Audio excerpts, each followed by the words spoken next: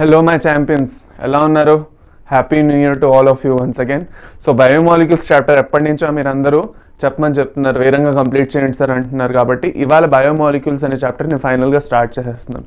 Okay, so ఇవాళ biomolecules మనకి ఎందుకు ఇంపార్టెంట్ అంటే దీని నుంచి చాలా ఇంపార్టెంట్ క్వశ్చన్స్ వస్తాయి. అది కాకుండా it is a important part of chemistry. మీరు కెమిస్ట్రీ బాగా చదివి ఉంటే మీకు బయోమాలిక్యూల్స్ ఈజీగా అర్థమైపోయింది. అది కాకుండా బయోకెమిస్ట్రీకి ఒక ఇంట్రొడక్షన్ లాంటిది బయోమాలిక్యూల్స్, సరేనా? సో ఇవాళ మనం బయోమాలిక్యూల్స్లో ఏం డిస్కస్ చేసుకోబోతున్నాం కదా, ఫస్ట్ అది చూసుకుందాం. మరి మనం ఇవాళ బయోమాలిక్యూల్స్లో ఏం డిస్కస్ చేయబోతున్నాం? మనం ఇవాళ బయోమాలిక్యూల్స్లో ఈ టాపిక్స్ చూడండి. ఫస్ట్ ఒక ఇంట్రొడక్షన్ ఒకటి చూసుకుంటాం. ఓకే, బయోమాలిక్యూల్స్ అంటే ఏంటి అవన్నీ ఒకసారి లైట్గా చూసుకుందాం. దాని తర్వాత ప్రైమరీ ఇంకా సెకండరీ మెటబోలైట్స్ అంటే ఏమిటి, అది కాకుండా ఫస్ట్ బయోమాలిక్యూల్స్లో కార్బోహైడ్రేట్స్, ప్రోటీన్స్, లిపిడ్స్ ఇవన్నీ కంప్లీట్ చేస్తున్నాను. సో 2 భాగాల్లో ఉంది మన బయోమాలిక్యూల్స్, 2 భాగాల్లో కంప్లీట్ చేస్తాను. ఫస్ట్ పార్ట్లో ఇవాళ ఇవన్నీ కంప్లీట్ చేస్తాను, మిగతావన్నీ సెకండ్ పార్ట్ ఏదైతే ఉందో దాంట్లో క్లియర్ ఆఫ్ చేసి పడేస్తాను. Fine, okay. So first of all introduction అంటే బయోమాలిక్యూల్స్ అంటే ఏమిటి. ఫస్ట్ బయోమాలిక్యూల్స్ అనే ఒక వర్డ్ వినగానే మీ మైండ్లో ఏం తట్టుతుంది మీరు చెప్పాలి నాకు. As soon as you say biomolecules, మీ మైండ్లో ఏంటని ఫస్ట్ ఏ ఇంప్రెషన్ వస్తుంది? బయోమాలిక్యూల్స్. బయో అంటే బయోలాజికల్ ప్రాసెసెస్ ఏవైతే నడుస్తున్నాయో, మాలిక్యూల్స్ అంటే ఆ బయోలాజికల్ ప్రాసెసెస్ ఏవైతే ఉన్నాయో మన బాడీలో, మన రెస్పిరేషన్ అంటే మనం ఊపిరి తీసుకుంటున్నాం, మన ఫుడ్ని డైజెస్ట్ చేసుకుంటున్నాం, మనం తింటున్నాం, దాంతో డైజెస్ట్ అవుతుంది. దాని తర్వాత ఏదైతే మన బాడీలో వేస్ట్ ఉందో అది యూరిన్ ఫామ్లో బయటికి వెళ్తున్నది. సో ఇవన్నీ ఏవైతే జరుగుతున్నాయో ప్రాసెసెస్ A to Z అన్ని ప్రాసెసెస్లో బయోమాలిక్యూల్స్ ఫామ్ అవుతుంటాయి, మళ్ళీ బ్రేక్ అవుతుంటాయి, మళ్ళీ ఫామ్ అవుతుంటాయి. సో ఏవైతే అన్ని ఫామ్ అవుతున్నాయో, బ్రేక్ అవుతున్నాయో, ఇవన్నిటిలోని ఏదైతే కెమిస్ట్రీ జరుగుతున్నదో ఇవన్నీ కలిపి మనం ఏమంటాం? బయోమాలిక్యూల్స్ అంటాం. What are the molecules involved in all the biological processes in our body are known as biomolecules. ఇప్పుడు బయోమాలిక్యూల్స్లో 4 ఇంపార్టెంట్ బయోమాలిక్యూల్స్ మనం ఎక్కువగా చదువుకుంటాం. ఆ 4 ఇంపార్టెంట్ బయోమాలిక్యూల్స్ ఏమిటి? లిపిడ్స్. ఓకే, లిపిడ్స్ చదువుతాం కదా. లిపిడ్స్ ఎందుకంటే లిపిడ్స్ మన సెల్ మెంబ్రెయిన్లోని, ఓకే, అది కాకుండా మనకు ఇన్సులేషన్ అనేది ఇస్తాయి. ఓకే, దాని తర్వాత న్యూక్లిక్ యాసిడ్స్ మనకు తెలుసు. హెరిడిటరీ మెటీరియల్ ఏదైతే ఉందో మన బాడీలో డిఎన్ఏ ఇంకా ఆర్ఎన్ఏ, ఆ డిఎన్ఏ ఆర్ఎన్ఏ ఏంటి? Nucleic acids. దాని తర్వాత carbohydrates, they are the most abundant macromolecules. ఏవైతే బయోమాలిక్యూల్స్లో అన్నిటికన్నా ఎక్కువ ఉన్నాయో అవి కార్బోహైడ్రేట్సే ఉన్నాయి. దాని తర్వాత లాస్ట్ వస్తే ప్రోటీన్స్. ఇప్పుడు వీటన్నిటిని డీటెయిల్గా చదువుకునే ముందు బయోమాలిక్యూల్స్ గురించి కొంచెం లైట్గా మనం చూసుకోవాలి, ఏదైతే మీ ఎన్సీఆర్టీలో కూడా ఇచ్చారో. ఎందుకంటే మన ఎన్సీఆర్టీ మీద ఫోకస్ ఎక్కువ పెడితే చదువుతున్నాం కాబట్టి అందులో ఉన్న పాయింట్స్ అన్ని కూడా ఒకసారి ఇంక్లూడ్ చేసుకుంటూ వెళ్తాం. సరే, సో ఆల్ ద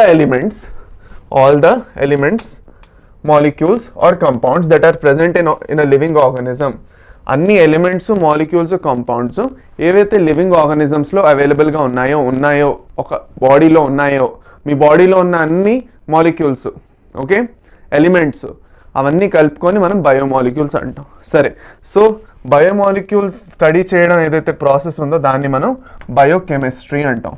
ఓకే, అది కాకుండా ఫాదర్ ఆఫ్ బయోకెమిస్ట్రీ న్యూబర్గ్ని ఫాదర్ ఆఫ్ బయోకెమిస్ట్రీ అంటాం. ఇప్పుడు ఒక ఇంపార్టెంట్ విషయం ఏంటి? బయోకెమిస్ట్రీ లేదంటే బయోమాలిక్యూల్స్ మనం ఎందుకు చదువుకోవాలి? నార్మల్గా మీరు కెమిస్ట్రీ ఆల్రెడీ చదువుతున్నారు. మీ కెమిస్ట్రీలో మీరు ఆర్గానిక్, ఇన్ఆర్గానిక్ కెమిస్ట్రీ అన్ని చదువుతారు, దాంట్లో మీరు అన్ని నేర్చుకుంటారు. Fine, okay. మనం బయాలజీలో స్పెసిఫిక్గా బయోమాలిక్యూల్స్ అనే చాప్టర్ ఎందుకు ఉంచుకున్నాం, ఎందుకు పెట్టడం జరిగింది, ఎందుకు చదువుకుంటాం? సో మీరందరూ డాక్టర్స్ అవ్వబోతున్నారు, అవునా కదా? మీరందరూ డాక్టర్స్ అవ్వడానికి రెడీ అవుతున్నారు, మీరు ప్రిపరేషన్ చేస్తున్నారు. So when you are becoming doctors, మీరు ఎప్పుడైతే డాక్టర్స్ అవ్వబోతున్నారో ఒక ఇంపార్టెంట్ విషయం ఏంటంటే మన బాడీలో ఉన్న ఫిజియాలజీ ఇంకా బయోకెమిస్ట్రీ అనేవి 2 ఇంపార్టెంట్. వాటి రెండింటిని దగ్గరగా తెచ్చుకొని దాన్ని అర్థం చేసుకునే వాళ్ళే ఈజీగా మంచి మెడిసిన్స్ రాయగలరు. ఇప్పుడు మీరు ఆలోచించండి, మీ బాడీ ఫిజియాలజీ ఏమిటి? మీ హ్యూమన్ ఫిజియాలజీ మీరు చదువుతారు.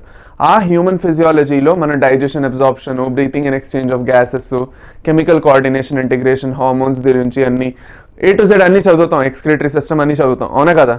చదువుతామా లేదా? ఎస్ ఆర్ నో చెప్పండి. చదువుతాం. సరే, ఓకే. ఇప్పుడు ఇవన్నీ చదువుతున్నప్పుడు వీటిలో ఏవైతే ప్రాసెసెస్ జరుగుతున్నాయో అందులోని బోల్డ్ అంతా బయోకెమికల్ ప్రాసెసెస్ కూడా ఉన్నాయి. మన బాడీలో బోల్డ్ కెమికల్స్ ఉన్నాయి, ఓకే. వాటన్నింటిని బయోకెమికల్స్ అంటాం. ఎందుకంటే బయాలజీ పక్క పెట్టుకున్న కెమికల్స్. ఇప్పుడు మన బాడీలో నడుస్తున్న ప్రాసెసెస్ ఏంటి, వాటన్నిటిని బయోలాజికల్ ప్రాసెస్ అంటామా అంటామా? ఆ బయోలాజికల్, బయో అంటే ఏంటి, లివింగ్. ఒక లివింగ్ బాడీలో ఏవైతే ప్రాసెసెస్, ఏవైతే మాలిక్యూల్స్ ఉన్నాయో వాటిని బయోమాలిక్యూల్స్ అంటున్నాం. కాబట్టి మనది ఏదైతే బాడీ ప్రాసెసెస్ ఉన్నాయో, ఫిజియాలజీ, మన బాడీలో ఏం జరుగుతున్నదో ఆన్ ఎ డైలీ బేసిస్, దానికి సంబంధించి ఏ కెమికల్స్ దాంతో ఇన్వాల్వ్ అయి ఉన్నాయో మన బాడీ బాగా రన్ అవ్వడానికి, ఓకే, మన బాడీలో ఎలాంటి కెమికల్స్ ఉన్నాయి, అవి కూడా బాగా రన్ అవ్వాలంటే ఏం చేయాలి, మనం వాటిని ఎలా స్టడీ చేయాలి, అవన్నీ చేయాలంటే దాన్నే మనం బయోకెమిస్ట్రీ అంటాం. ఓకే, అందుకే మనకు బయోకెమిస్ట్రీ అనేది important. Because as future doctors and the youth of this country మీకు ఈ ప్రాసెసెస్ అనేవి తెలుసుంటే మీరు ఈజీగా బాడీ ప్రాసెసెస్ అన్ని ఈజీగా అర్థం చేసుకోగలరు. సో బయోకెమిస్ట్రీ నుంచే మీకు బోల్డ్ అని మళ్ళీ బ్రాంచెస్ వస్తాయి. న్యూట్రిషన్ అనే బ్రాంచ్ వస్తుంది, ఫుడ్ సైన్స్ అనే బ్రాంచ్ వస్తుంది, ఓకే, దాని తర్వాత ఫార్మకాలజీ అనే బ్రాంచ్ వస్తుంది బయోకెమిస్ట్రీ నుంచేను, ఫోరెన్సిక్స్. సో ఇవన్నీ బ్రాంచెస్ మళ్ళీ బయోకెమిస్ట్రీ నుంచి వస్తుంది. సో బయోమాలిక్యూల్స్లో మనం ఏం చేస్తామంటే ఇదే బయోకెమిస్ట్రీకి ఒక ఇంట్రొడక్షన్ తీసుకుంటాం అంతే, దాని తప్ప మరి ఇంకేం చెయ్యం. So it is very easy. ఎవరైతే కెమిస్ట్రీ బాగా చదువుతున్నారో వాళ్ళకి ఈజీనే, ఎవరైతే చదవట్లేదో వాళ్ళకి ఇది ఒక ఇంట్రొడక్షన్ కావడం వల్ల ఈ చాప్టర్ మంచిగా మీకు వచ్చిందంటే ఫర్దర్ కూడా మీరు మంచిగా చదువుతారు. ఓకే, అంటే కెమిస్ట్రీలో ఏదైతే మొత్తం మీరు ఏవైతే కెమికల్ ప్రాసెసెస్ అన్ని చదువుతారో, కెమిస్ట్రీలో మీరు చదువుతారు కదా, ఆర్గానిక్ కాంపౌండ్స్ అన్ని చదువుతారు మీరు కెమిస్ట్రీలో. సో అవన్నీ చదివే ముందు ఒకసారి దీని గురించి ఐడియా వచ్చేయడం వల్ల ఇది ఒక ఇంట్రొడక్షన్లా ఉంటుంది మీకు.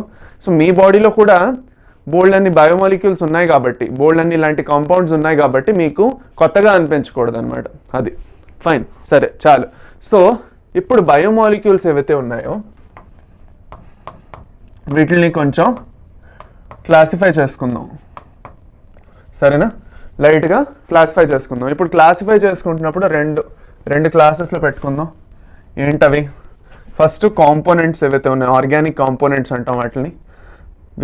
Will call them organic components. Organic components అంటాం. ఇంకోటి ఎలిమెంట్స్.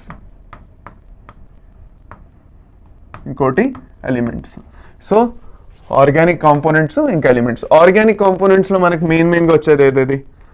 ఫస్ట్ మన బాడీలో ఏంటి ఉంటుంది అన్నిటికన్నా ఎక్కువ? నీళ్లు, అవునా కదా, water. 70 to 80% of our body is made up of water కదా. దాని తర్వాత ఇంకేమిటి వస్తాయి?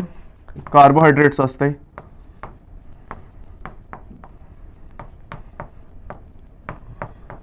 దాని తర్వాత లిపిడ్స్ వస్తాయి.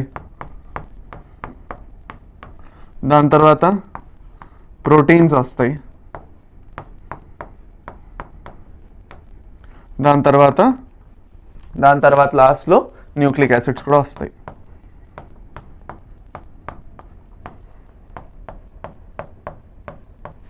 అయిపోయింది, క్లియర్? సరే, ఇప్పుడు నెక్స్ట్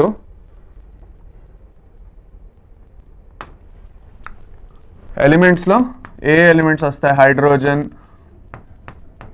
అన్నిటికన్నా ఇంపార్టెంట్వి రాస్తున్నాను ఇక్కడ. దాని తర్వాత కార్బన్, దాని తర్వాత ఆక్సిజన్, ఇంకేం వస్తాయి? కాల్షియము. మన బోన్స్లో ఉంటుంది కాల్షియం. మన దుమ్ములన్నీ కాల్షియం, మన బోన్స్, పళ్ళు అన్నీ కాల్షియంతోనే ఫామ్ అయ్యాయి కాబట్టి. దాని తర్వాత మన బాడీలో సోడియం కూడా ఉంటుంది బాగానే. ఫాస్ఫరస్ ఉంటుంది.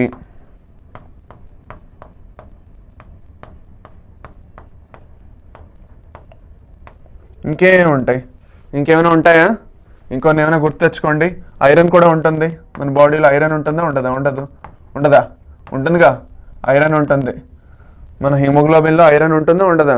సో అందులో మనం తర్వాత డివిజన్స్ చేసుకుందాం, ఏవి ఎక్కువ ఉన్నాయి, ఎక్కువ తక్కువ, మైక్రో మినరల్స్, మ్యాక్రో మినరల్స్ అవన్నీ తర్వాత వస్తాయి.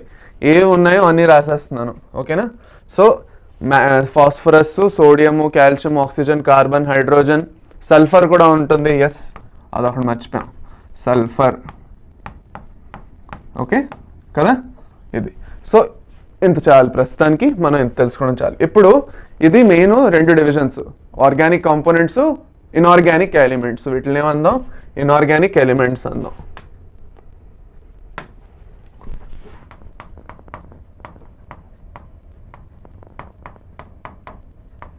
ఇన్ఆర్గానిక్ ఎలిమెంట్స్ సరేనా, ఫైన్, సరే, ఓకే. ఇంతతో మనకి నార్మల్ బేసిక్ క్లాసిఫికేషన్ ఒకటి అయిపోయింది. ఇప్పుడు మీ ఎన్సీఆర్టీ టెక్స్ట్ బుక్లో చూసుకుంటే ఇగో ఇలా ఇచ్చేసి ఉన్నది. ఇందులో ఏంటంటే పర్సంటేజ్ ఆఫ్ సెల్యులర్ మాస్, అంటే మన బాడీలో ఉన్న సెల్స్ అన్నిటినీ తీసుకొని దాంట్లో చూస్తే ఆ సెల్స్లో 70 to 90% అంత నీళ్ళే ఉన్నాయి. మిగతావి ఇవన్నీ కాంపోనెంట్స్, ప్రోటీన్స్, కార్బోహైడ్రేట్స్ ఈ పర్సంటేజెస్లో ఉన్నాయి. సరేనా, ఓకే. దాని తర్వాత ఎలిమెంట్స్ చూసుకోండి. ఇవన్నీ మన బాడీలో ఉన్న ఎలిమెంట్స్. నేనేమో ఒకటో రెండో మిస్ అయ్యి ఉంటాను, మేబీ మ్యాగ్నీషియం ఒకటి మిక్స్ అయ్యాను, సిలికాన్ మిస్ అయ్యాను, మిగతా అన్నీ మీకు ఇంపార్టెంట్ అన్నీ చెప్పేశాను. సరేనా, ఓకే. ఇప్పుడు ఒక ఇంపార్టెంట్ విషయం, okay, analysis of chemical composition అంటారు. ఏంటిది కొత్తగా ఉందా మీకు? ఏంటబ్బా ఇది అనిపించవచ్చు మీకు. ఇప్పుడు ఒక ఇంపార్టెంట్ విషయం చెప్పండి నాకు. ఓకే, ఇప్పుడు మనం చదువుకుంటున్నాం ఏంటి, కార్బోహైడ్రేట్స్ ఉన్నాయి, ఎలిమెంట్స్ ఉన్నాయి అని అన్నీ చదువుకుంటున్నాం. We are doing all of this. Okay, ఇవన్నీ మనకి ఎక్కడి నుంచి తెలిసింది? ఆకాశం నుంచి. ఓకే, ఎవరో వచ్చి ఇలా ఉంటుంది మీ బాడీలో అని చెప్పేసి ఎవరు వెళ్ళలేదు. కాబట్టి మనం ఏం చేసాం, మనం రీసెర్చ్ చేసాం, మనం స్టడీ చేసాం, హ్యూమన్ బాడీ టిష్యూని మనం స్టడీ చేసాం. అది స్టడీ చేసినప్పుడు మనకి 2 types ఆఫ్ మాలిక్యూల్స్ దొరికాయి, మ్యాక్రోమాలిక్యూల్స్, మైక్రోమాలిక్యూల్స్. మ్యాక్రోమాలిక్యూల్స్ అంటే ఏవైతే సైజు పెద్దగా ఉన్నదో కొంచెం కంపారిటివ్గా, దానిదేంటి ఒక రేంజ్ ఉన్నది, అది చెప్తాను. దాని తర్వాత మైక్రోమాలిక్యూల్స్ అంటే సైజ్ కొంచెం చిన్నగా ఉన్నవి కదా. ఇప్పుడు ఇలా చేయడానికి ఏదైతే ప్రొసీజర్ ఫాలో అయ్యాం, మనం బేసిక్గా ఏ ప్రొసీజర్ ఫాలో అవుతాం వినండి. ఓకే, మనం ఏం చేస్తాం, ఫస్ట్ ఒక లివింగ్ ప్లాంట్తో అనిమల్తో ఒక లివింగ్ టిష్యూ తీసుకుంటాం. ఇప్పుడు మనం లివింగ్ టిష్యూలోనే చేస్తున్నాం కాబట్టి we are doing all of this in a living tissue కదా. సో లివింగ్ టిష్యూలోనే చేస్తున్నాం కాబట్టి బయోమాలిక్యూల్స్ అంటున్నాం కాబట్టి లివింగ్, సో లివింగ్ టిష్యూలోనే చేస్తాం, ప్లాంట్స్ అవనండి, అనిమల్స్ అవనండి. ఇప్పుడు ప్లాంట్స్ లేదంటే అనిమల్స్ ఏదో ఒకటి లివింగ్ టిష్యూ తీసుకొని ఏం చేస్తాం, తీసుకొని ట్రైక్లోరో అసిటిక్ యాసిడ్ ఏదైతే ఉందో, ట్రైక్లోరో అసిటిక్ యాసిడ్, ఈ కలర్ ట్రైక్లోరో అసిటిక్ యాసిడ్ ఉన్నది కదా, ఆ ట్రైక్లోరో అసిటిక్ యాసిడ్తో కలిపి శుభ్రంగా దాన్ని మెటాష్ చేస్తాం. మెటాష్ చేసి మిక్స్ చేస్తాం. చేసిన తర్వాత ఏమవుతుందంటే దాంట్లోని కొన్ని యాసిడ్, అదొక యాసిడ్ కదా, ట్రైక్లోరోఅసిటిక్ యాసిడ్ ఒక యాసిడ్. సో దాంట్లో యాసిడ్ సాల్యుబుల్ కాంపోనెంట్స్ అని కొన్ని కాంపోనెంట్స్ ఉంటాయి ట్రైక్లోరోఅసిటిక్ యాసిడ్ ఏదైతే ఉందో. సరేనా, సో ఆ ట్రైక్లోరోఅసిటిక్ యాసిడ్ కలిపినప్పుడు ట్రైక్లోరోఅసిటిక్ యాసిడ్ ఎప్పుడైతే మనం ఒక లివింగ్ టిష్యూలో కలుపుతామో, మన లివింగ్ టిష్యూలో కొన్ని యాసిడ్ సాల్యుబుల్ కాంపోనెంట్స్ ఉంటాయి. సో ఆ యాసిడ్ సాల్యుబుల్ కాంపోనెంట్స్ దాంతో కలిపి ఏమవుతుంది, మిక్స్ అవుతాయి. ఓకే, మిక్స్ అయిన తర్వాత మనం ఇప్పుడు అన్ని శుభ్రంగా అన్నీ చేసాం. అది కాకుండా కొన్ని నాన్ యాసిడ్ సాల్యుబుల్ కూడా ఉంటాయి. ఇప్పుడు కేర్ఫుల్గా వినండి. అది మిక్స్ చేసిన తర్వాత ల్యాబ్లో మనం అన్నీ మిక్స్ చేసిన తర్వాత ఫిల్టర్ చేస్తాం.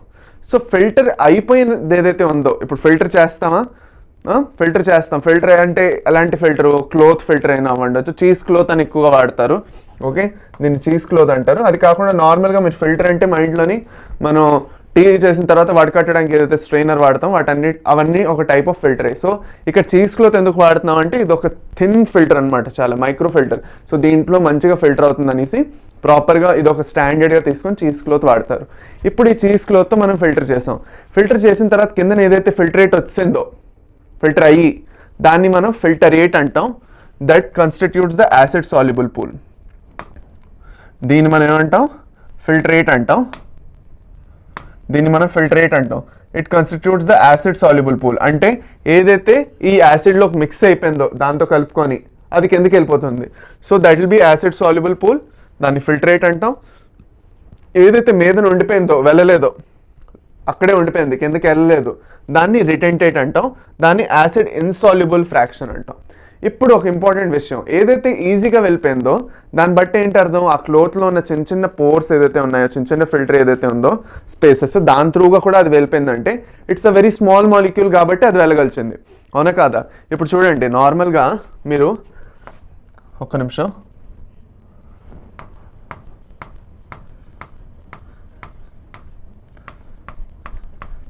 మీ క్లోత్ ఇలా ఉన్నదన్నమాట, అంటే స్పేసెస్ చాలా తక్కువ ఉన్నాయన్నమాట. ఓకే, ఈ చిన్న చిన్న స్పేసెస్ త్రూగా కూడా వెళ్ళాలి అంటే ఈ క్లోత్లో ఈ చిన్న స్పేసెస్ త్రూగా ఏవేవైతే చిన్న బాక్సెస్ మీకు కనిపిస్తున్నాయో దీని త్రూగా కూడా వెళ్ళాలి అంటే only this kind of molecules can go, these cannot go. ఇవి వెళ్ళగలవు కానీ ఇవి వెళ్ళలేవు, ఈ మాలిక్యూల్స్ వెళ్ళలేవు. ఇవి వెళ్ళగలవు, చిన్న చిన్న మాలిక్యూల్స్ ఏవైతే వెళ్ళిపోయో అవి వెళ్ళగలవు కానీ పెద్ద మాలిక్యూల్స్ వెళ్ళలేవు. So the molecules that are there in the filtrate are micro molecules,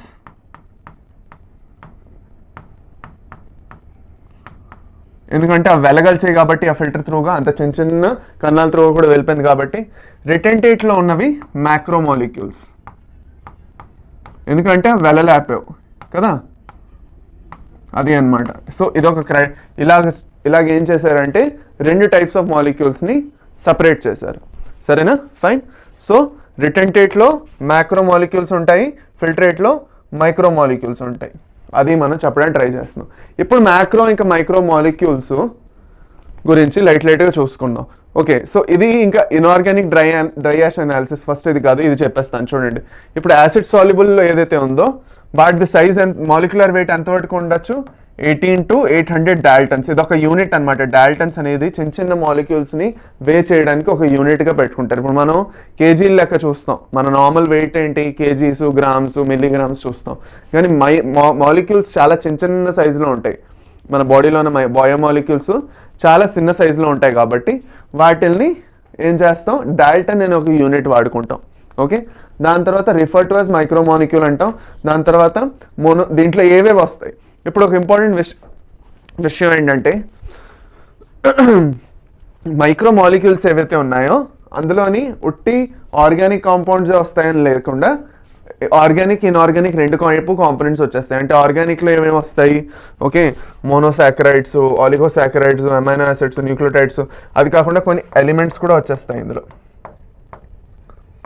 ఇందులో ఎలిమెంట్స్ మన హైడ్రోజను, కార్బను, ఆక్సిజను సింగిల్ అదే ఫామ్లో ఉన్నాయంటే అవి మాత్రం వచ్చేస్తాయి అందులోకి. అదే మనం యాసిడ్ ఇన్సాల్యుబుల్ చూసుకుంటే వాటి రేంజ్ 10,000 డాల్టన్స్ అండ్ అబవ్ వరకు ఉంటుంది. సో 800 డాల్టన్స్, 18 to 800 డాల్టన్స్ రేంజ్లో ఉన్నవి మైక్రో, 10,000 డాల్టన్స్ అండ్ అబవ్లో ఉన్నవి మ్యాక్రో. దాని తర్వాత దీంట్లో పాలిసాకరైడ్స్, లిపిడ్స్ అన్నీ వస్తాయి. ఇప్పుడు మైక్రో ఇంకా మ్యాక్రో మాలిక్యూల్స్కి మెయిన్ డిఫరెన్సెస్ ఏమిటి, ఓకే, మెయిన్ అది చూసుకుంటే మైక్రో మాలిక్యూల్స్ సైటోప్లాజంలో ఎక్కువగా ఉంటాయి. ఓకే, మన సెల్ ఉన్నది, ఆ సెల్లోని ఫ్లూయిడ్ ఏదైతే ఉందో దాన్ని సైటోప్లాజం అంటాం. ఆ సెల్యులర్ ఫ్లూయిడ్లోని సైటోప్లాజంలోని ఉన్నవి మైక్రో మాలిక్యూల్స్. అదే సెల్యులర్ కాంపోనెంట్స్ ఫామ్ అవుతున్నాయి దాని త్రూగా అంటే అది macro molecules. Cell organelles form అవుతున్నాయి దాని నుంచి. దాని తర్వాత 10,000 డాల్టన్ అండ్ అబవ్ దీని సైజు, దీని 18 to 800 డాల్టన్స్ ఇప్పుడే చూసుకున్నాం. ఇవి ఈజీగా సాల్యుబుల్ అవ్వవు. ఇప్పుడు ఏవైనా చిన్న చిన్న మాలిక్యూల్స్ అయితే ఈజీగా మిక్స్ అయిపోతాయి, పెద్ద మాలిక్యూల్స్ అంటే ఈజీగా మిక్స్ అవ్వవు. సో అందుకే చిన్న మాలిక్యూల్స్ కాబట్టి they have high solubility, they have low solubility. దాని తర్వాత ఆర్గానిక్ అవ్వచ్చు, ఇది ఇన్ఆర్గానిక్ అవ్వచ్చు. నేను మీకు చెప్పాను ఎలిమెంట్స్ కూడా ఉంటాయి ఇటుపక్క ఎక్కువగా. ఇది మొత్తం ఆర్గానిక్ మాలిక్యూల్సే. ఓకే, ఇప్పుడు ఆర్గానిక్ ఇన్ఆర్గానిక్ అంటే ఏమిటి మీకు కన్ఫ్యూజన్ రావచ్చు. ఆర్గానిక్ అంటే ఏవైతే పెద్ద మాలిక్యూల్స్ ఉన్నాయో, కార్బోహైడ్రేట్స్, లిపిడ్స్, ప్రోటీన్స్, ఒక 2-3 రకాల మాలిక్యూల్స్ వచ్చో, లేదంటే ఈ ఈ చిన్న చిన్న మాలిక్యూల్స్ వచ్చి పెద్ద మాలిక్యూల్స్ ఫామ్ చేస్తాయి ఎలిమెంట్స్ త్రూగా. ఇప్పుడు జస్ట్ ఒక ఎగ్జాంపుల్ చెప్పుకుందాం, ఆగండి నేను మీకు చూపిస్తాను. జస్ట్ థింక్, ఆర్గానిక్ అంటే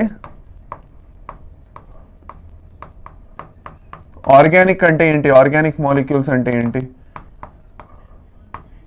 ఆర్గానిక్ మాలిక్యూల్స్లో ఏం జరుగుతున్నది, organic molecules found by different elements.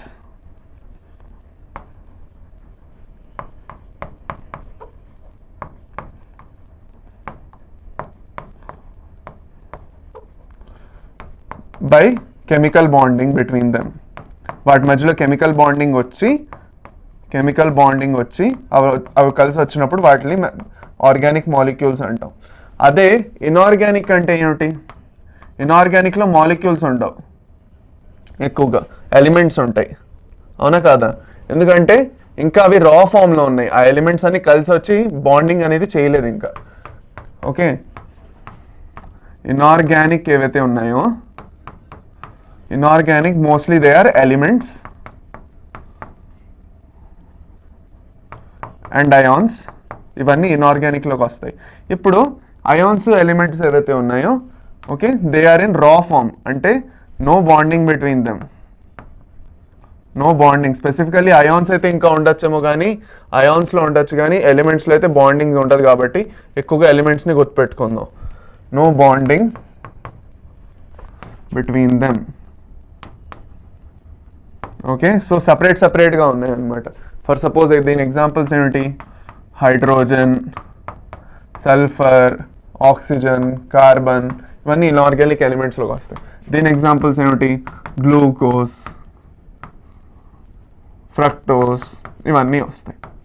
Okay, ఇది కావాలంటే స్క్రీన్ షాట్ తీసుకోండి, బట్ మోస్ట్ ఆఫ్ ఇట్ అవసరం లేదు. మీకు అంతగా కావాలంటే తీసుకోండి, ఎందుకంటే ఇది నోట్స్లో అయితే రాదు, అందుకు ఇప్పుడే చెప్తున్నాను. సరేనా? ఫైన్. ఓకే, సరే అయితే ఇప్పుడు నెక్స్ట్కి వెళ్ళిపోదాం ఇంకా. సరే, సో ఇక్కడ ఒక ఇంపార్టెంట్ విషయం గుర్తుపెట్టుకోండి. మైక్రోమాలిక్యూల్స్లో అమైనో యాసిడ్స్, నైట్రోజనస్ బేసెస్ ఏవైతే ఉన్నాయో దేని నుంచి అయితే మనవి ఏంటది nitrogenous bases, adenine, guanine, thymine, cytosine ఏవైతే ఉన్నాయో ఇవన్నీ నైట్రోజనస్ బేసెస్ కింద వస్తాయి కదా, అవి కూడా మైక్రో కింద వస్తాయి. దాని తర్వాత ఫ్యాటీ యాసిడ్స్ కూడా వస్తాయి. ఇప్పుడు షుగర్స్ ఎలాగో వస్తాయి, గ్లూకోజ్ అవన్నీ. కానీ లిపిడ్స్ ఏవైతే ఉన్నాయో, లిపిడ్స్ మీద చాలా ఎక్కువ కన్ఫ్యూజన్ ఉంటుంది. లిపిడ్స్ మ్యాక్రోమాలిక్యూల్సా మైక్రోమాలిక్యూల్సా అనేసి కన్ఫ్యూజన్ ఉంటుంది. ప్రాబ్లం ఏంటంటే lipids don't stay in a certain state.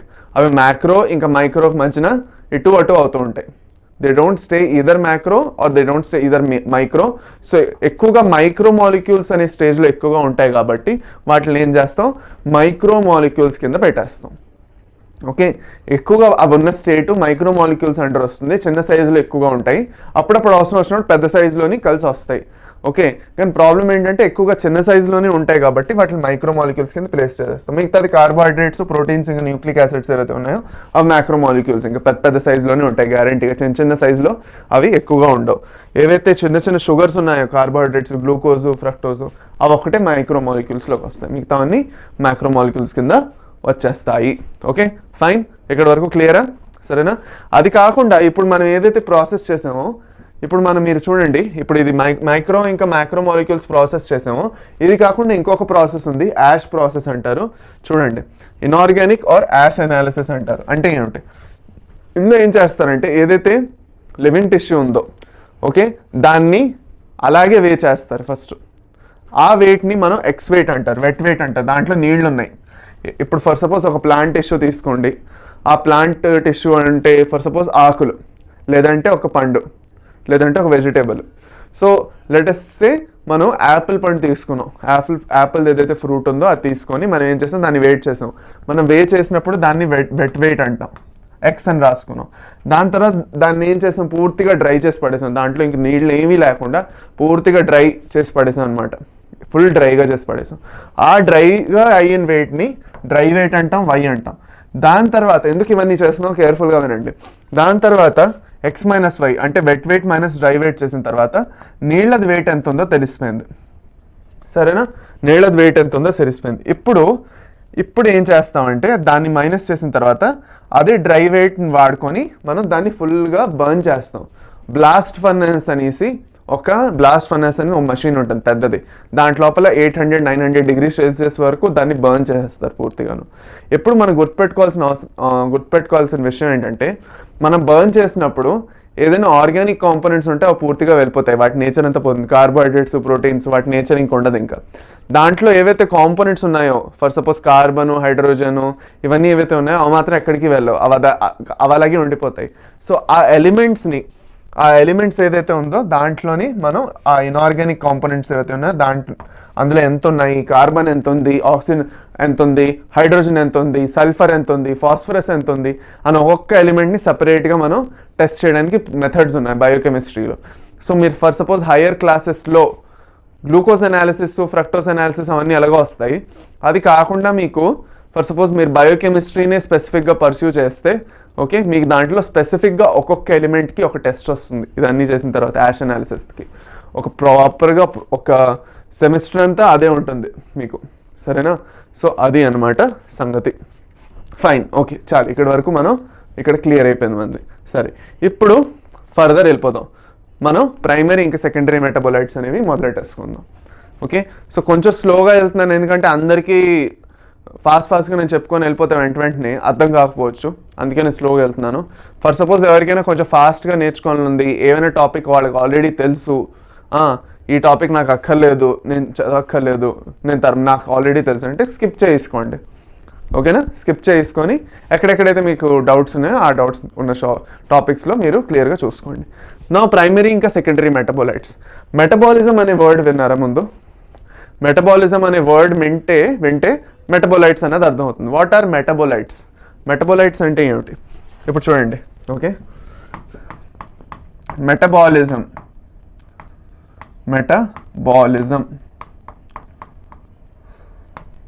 Okay, metabolism అంటే ఏమిటి?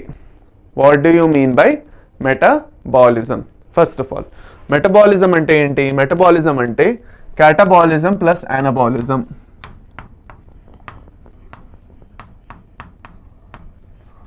Plus anabolism. ఇప్పుడు మన బాడీలో ఏవైతే అన్ని రియాక్షన్స్ జరుగుతున్నాయో అవన్నీ రియాక్షన్స్ని కలిపి మెటబాలిక్ రియాక్షన్స్ అంటాం. ఈ మెటబాలిక్ రియాక్షన్స్లో 2 టైప్స్ ఆఫ్ రియాక్షన్స్ ఉన్నాయి, క్యాటబాలిక్, అనబాలిక్ రియాక్షన్స్ ఉన్నాయి. క్యాటబాలిక్ రియాక్షన్స్ అంటే the reactions that in which compounds break to form 2 or 3. అంటే క్యాటబాలిజంలో ఏం జరుగుతుంది? ఫర్ సపోజ్ ఎగ్జాంపుల్స్ చూడండి. For suppose an example, A will give rise to B plus C. ఇక్కడ ఏమవుతున్నది? A బ్రేక్ అయ్యి B ఇంకా C అనే 2 కాంపోనెంట్స్ ఇస్తున్నది. అదే ఇక్కడ A plus B is equal to C, gives rise to C. అంటే ఇదేమిటి? 2 కాంపౌండ్స్ కలిపి ఒకే కాంపౌండ్ని ఫామ్ చేసి. సో ద బ్రేకింగ్ ప్రాసెసెస్ ఎక్కడైతే బ్రేక్ అవుతున్నదో దాన్ని క్యాటబాలిజం అంటాం. ఎక్కడైతే మేక్ అవుతున్నదో అంటే 2-3 కాంపౌండ్స్ కలిసి ఒకే కాంపౌండ్ ఫామ్ చేస్తున్నాయో దాన్ని అనబాలిజం అంటాం. ఫైన్, ఇది క్లియర్ అయింది.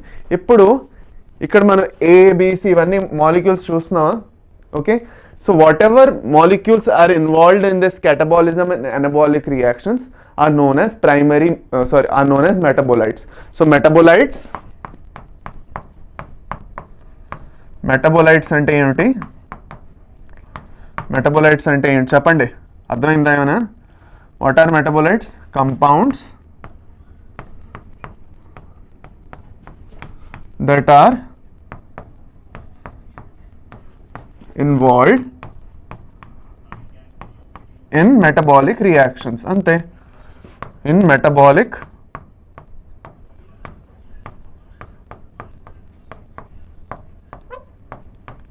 reactions. మెటబాలిక్ రియాక్షన్స్లో ఏవైతే కాంపౌండ్స్ ఇన్వాల్వ్ అవుతాయో వాటన్నిటిని మనం ఏమంటాం? మెటబోలైట్స్ అంటాం. సరేనా? ఫైన్, క్లియరా? ఇప్పుడు దీంట్లో 2 రకాల మెటబోలైట్స్ ఉన్నాయి, primary metabolites, secondary metabolites. Primary metabolites అంటే ఏవైతే డైరెక్ట్గా మన బాడీని బిల్డ్ చేయడానికి యూస్ఫుల్, మన బాడీలో డైరెక్ట్గా మన ప్రాసెసెస్ ఏవైతే ఉన్నాయో వాటన్నిటిలో ఇన్వాల్వ్ అయ్యేవి. For suppose carbohydrates, proteins, lipids. Okay, ఇవన్నీ మనకి ప్రైమరీ మెటబోలైట్స్ కింద వస్తాయి. ఏవైతే ఈ ప్రైమరీ మెటబోలైట్స్ లా కాకుండా సెకండరీ మెటబోలైట్స్ అని కొన్ని ఉన్నాయి.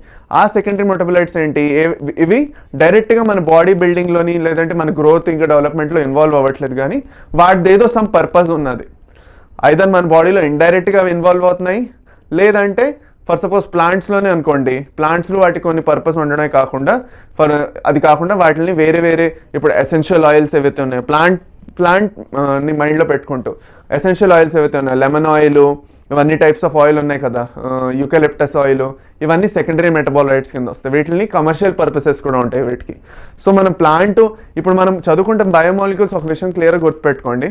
మనం ప్లాంట్, యానిమల్ అన్నీ గుర్తుపెట్టుకొని చదువుతున్నాం. ఎక్కడెక్కడైతే ప్లాంట్తో సంబంధించిన అప్లికేషన్ వస్తుందో, ప్లాంట్తో సంబంధించిన టాపిక్ వస్తుందో అది ప్లాంట్ది అని చెప్పేస్తాను. ఏదైతే యానిమల్తో సంబంధించింది, మన బాడీతో సంబంధించి వస్తుందో మన బాడీతో సంబంధించిందని చెప్తాను. సో అక్కడ కన్ఫ్యూజన్ ఉండకుండా ఉంటుంది మీకు. సరే, ఇంత చాలు. ఇది ఒక స్క్రీన్ షాట్ కావాలంటే తీసుకోండి, ఎందుకంటే ఇది మీకు నోట్స్లోకి రాదు అందుకు. సరేనా? ఫైన్, పాజ్ చేసి స్క్రీన్ షాట్ తీసుకోండి. నా ఇప్పుడు 2 టైప్స్ ఆఫ్ మెటబోలైట్స్ అన్నాను. What are those 2 types of metabolites? Primary metabolites అన్నాను, దాని తర్వాత సెకండరీ మెటబోలైట్స్ అన్నాను. ప్రైమరీ మెటబోలైట్స్ అంటే which are directly involved in our growth, carbohydrates, proteins, lipids, nucleic acids. సెకండరీలోని ఆల్కలాయిడ్స్, టర్పినాయిడ్స్, పిగ్మెంట్స్ ఎసెట్రా. బయోమాలిక్యూల్స్లో ఎక్కువగా confusion ఏంటంటే ఎక్కడ చూస్తే అక్కడ 2 క్లాసిఫికేషన్, ఒక్కొక్క చోట క్లాసిఫికేషన్లు వచ్చేస్తున్నాయి. సో మీకు కన్ఫ్యూజ్ అవ్వకుండా ఒక విషయం కేర్ఫుల్గా పెట్టుకోండి. ఫస్ట్ వచ్చిన క్లాసిఫికేషన్ ఏంటి? ఆర్గానిక్ కాంపౌండ్స్, ఎలిమెంట్స్, అదొక క్లాసిఫికేషన్ వచ్చింది. Organic components, elements. దాని తర్వాత వచ్చింది మైక్రోమాలిక్యూల్స్, మ్యాక్రోమాలిక్యూల్స్ అని వచ్చింది. ఇక్కడ మెటబోలైట్స్లో ప్రైమరీ ఇంకా సెకండరీ మెటబోలైట్స్ వస్తున్నాయి. సో అన్ని చోట్ల కొంచెం కొంచెం క్లాసిఫికేషన్ లాంటివి వస్తూ ఉంటాయి. This is the just of the chapter. ఈ చాప్టర్ అంతా ఇలాగే ఉంటుంది. ఈ చాప్టర్లో మీకు సెకండరీ మెటబోలైట్స్ నుంచి ఎక్కువగా క్వశ్చన్ కూడా వచ్చింది. మీరు గుర్తున్నదంటే మీకు చెప్తాను ఆగండి. కొంచెం కాన్కావిలిన్ ఏ అనేసి ఒకటి ఉన్నది. కాన్కావిలిన్ ఏ అని ఒక కాంపౌండ్ ఉంది. అదేమిటో మీరు నాకు 2-3 మినిట్స్లో వస్తుంది. ఇప్పుడు అది మీకు కాన్కావిలిన్ ఏ ఈజా అనేసి ఒక క్వశ్చన్ వచ్చింది. మీరు already previous year question out చేసి ఉంటే. సో వాట్ ఈజ్ ఇట్ మీరు నాకు చెప్పాలి. అప్పటివరకు కామెంట్ సెక్షన్లో చెప్పండి. ఇంతలో మనం ముందుకు వెళ్దాం. కాన్కావిలిన్ ఏ అంటే ఏమిటో చెప్పాలి మీరు. సరే, నా ప్రోటీన్స్ ఏంటి? They are polymers of amino acids. అవునా కాదా? Proteins are polymers of amino acids. దాని తర్వాత కార్బోహైడ్రేట్స్ ఏంటి? దాంట్లో షుగర్స్ అనేవి వస్తాయి. అవి వాటిని మోనోసాకరైడ్స్ కూడా అంటాం. దాని తర్వాత పాలిసాకరైడ్స్ వస్తాయి. దాని తర్వాత ఫ్యాట్స్, దాని తర్వాత న్యూక్లిక్ యాసిడ్స్. మీకు తెలుసు ఆల్రెడీ, నేను స్పెసిఫిక్గా చెప్పట్లేదు. ఎందుకంటే వాటిని డీటెయిల్గా మళ్ళీ చదువుతాం ఎలాగో. అందుకు సెకండరీ మెటబోలైట్స్ చూసుకోవాలి. ఎందుకంటే వీటి నుంచి మనకి చాలా ఇంపార్టెంట్ ఎగ్జామ్ పాయింట్ ఆఫ్ వ్యూలో. ఎన్సీఆర్టీ నుంచి మీకు డైరెక్ట్గా క్వశ్చన్స్ వస్తాయి ఇందులోని. ఓకే, సో పిగ్మెంట్స్లో యాంథోసైనిన్స్, కెరోటిన్స్ ఇవి వస్తాయి. ఇవి ఇంపార్టెంట్. కర్క్యూమిన్, వెన్బ్లాస్టిన్ ఇవన్నీ డ్రగ్స్. ఓకే, కర్క్యూమిన్ ఎక్కడి నుంచి తెస్తారు? కర్క్యూమిన్ ఎక్కడి నుంచి ఎక్స్ట్రాక్ట్ చేస్తారు? పసుపు కొమ్ముల నుంచి. పసుపు ఏదైతే పసుపు ఉన్నదో ఆ పసుపులో కర్క్యూమిన్ అని ఉంటుంది. It's an anti cancer agent. It's very important. Anti cancer థెరపీస్లో కూడా వాడతారు. సో అది అనమాట దాని ఇంపార్టెన్స్. పసుపు అందుకే చాలా మంచిది అంటారు ఒంటికి. దాని తర్వాత గమ్, రబ్బర్, టాక్సిన్స్ ఇవన్నీ ఉంటాయి. దాని తర్వాత ఆల్కలాయిడ్స్లో కోడీన్, మార్ఫిన్ కూడా ఎక్స్ట్రాక్ట్ చేస్తారు. లాస్ట్లో ఎసెన్షియల్ ఆయిల్స్ ఏవైతే ఉన్నాయో యూకలిప్టస్ ఆయిల్, లెమన్ ఆయిల్ అవి వస్తాయి. టర్పినాయిడ్స్, ఇంకా లెక్టెన్స్. సో కాన్కావిలిన్ ఏ అంటే ఇట్స్ అ లెక్టెన్. అడిగాను ఇప్పుడే మీకు, ఇది మీకు క్వశ్చన్ వచ్చింది ఆల్రెడీ. కాన్కావిలిన్ ఏ ఇస్ అ లెక్టెన్ అనేసి. సరేనా? ఫైన్. ఇప్పుడు next secondary metabolites, primary metabolites ఏంటంటే అని చెప్పాను. అదే ప్రైమరీ మెటబోలైట్స్కి డైరెక్ట్గా they have physiological physiological processes ఏవైతే ఉన్నాయో అవన్నీ ప్రైమరీ మెటబోలైట్స్ ఉన్నాయి. అదే సెకండరీ మెటబోలైట్స్ అయితే హ్యూమన్ వెల్ఫేర్కి ఎక్కువగా ఉపయోగపడతాయి అన్నమాట. అంటే ఏంటి? ఇప్పుడు రబ్బరు, డ్రగ్స్, సెంట్స్, స్పైసెస్ ఇవన్నీ ప్లాంట్ త్రూగా తీసుకొని మన ఎకనామిక్ ఇంపార్టెన్స్ ఉంది. కమర్షియల్ అండ్ ఎకనామిక్ ఇంపార్టెన్స్ ఉంది సెకండరీ మెటబోలైట్స్కి స్పెసిఫిక్గా. సరేనా? అది ఇవి మీకు బుక్లో ఎన్సీఆర్టీది ఇది.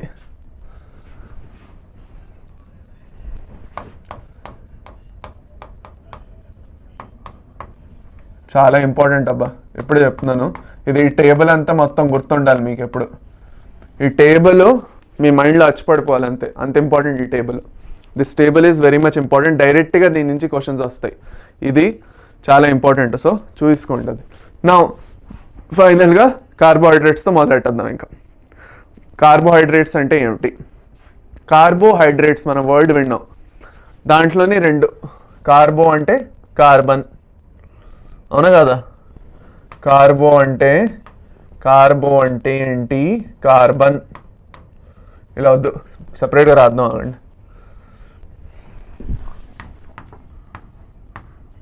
కార్బోహైడ్రేట్స్.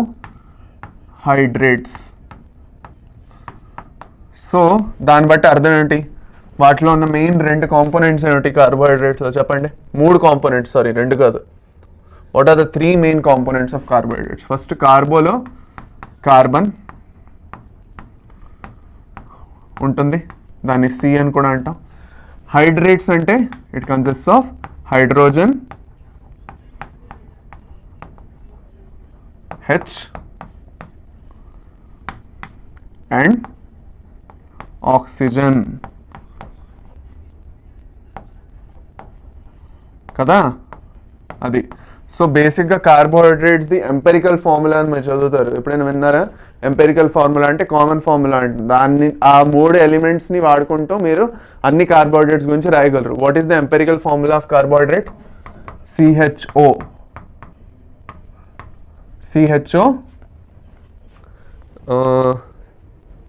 CH2ON కదా. అది దీన్ని ఎంపెరికల్ ఫార్ములా అంటారు.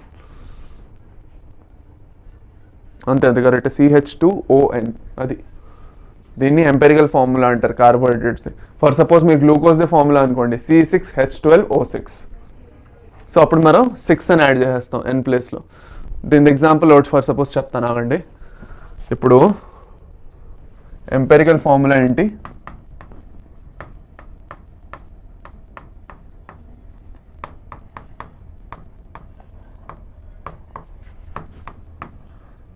CH2ON అంటాం కదా. ఇప్పుడు if N is equal to 6, దేంట్లో ఉంటుంది ఇలాగా గ్లూకోజ్, అవునా కదా. గ్లూకోజ్ దానికి ఫార్ములా ఏమైపోతుంది, గ్లూకోజ్ది ఫార్ములా ఏమవుతుంది C6H12O6. అర్థమైందా అది. సో ఇలాగా మనం అప్లై చేస్తే ఈ 3 కాంపోనెంట్స్ కార్బన్, హైడ్రోజన్, ఆక్సిజన్ త్రూగానే మొత్తం అన్ని కార్బోహైడ్రేట్స్ని రాసేయచ్చు మనం. So most of the carbohydrates can be return with this formula, అవునా కదా. అది అనమాట మనం మాట్లాడుకునేది ఇప్పుడు. చాలు ఇక్కడ. సరే, ఇప్పుడు కార్బోహైడ్రేట్స్లో 2 టైప్స్ ఆఫ్ షుగర్స్ ఉన్నాయి. ఒకటి రిడ్యూసింగ్ షుగర్స్, ఇంకోటి నాన్ రిడ్యూసింగ్ షుగర్స్. అది కాకుండా ఒక క్లాసిఫికేషన్ ఉంది. ఫస్ట్ క్లాసిఫికేషన్ చదువుకుందాం ముందు, దాని తర్వాత ఇది చెప్తాను. చూడండి, ఈ క్లాసిఫికేషన్ చాలా కేర్ఫుల్గా వినండి, దాని తర్వాత మిగతాది చదువుదాం.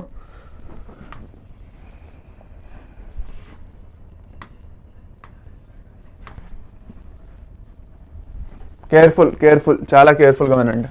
ఫస్ట్ వచ్చేది మోనోసాకరైడ్స్ ఆర్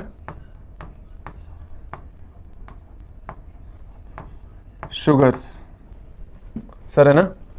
దాని తర్వాత నెక్స్ట్ వచ్చేది డైసాకరైడ్స్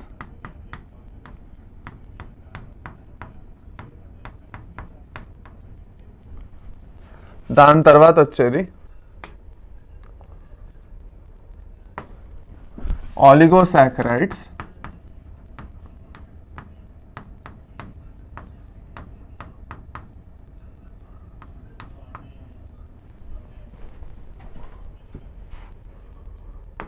దాని తర్వాత లాస్ట్లో ఏమొస్తుంది పాలీసాకరైడ్స్.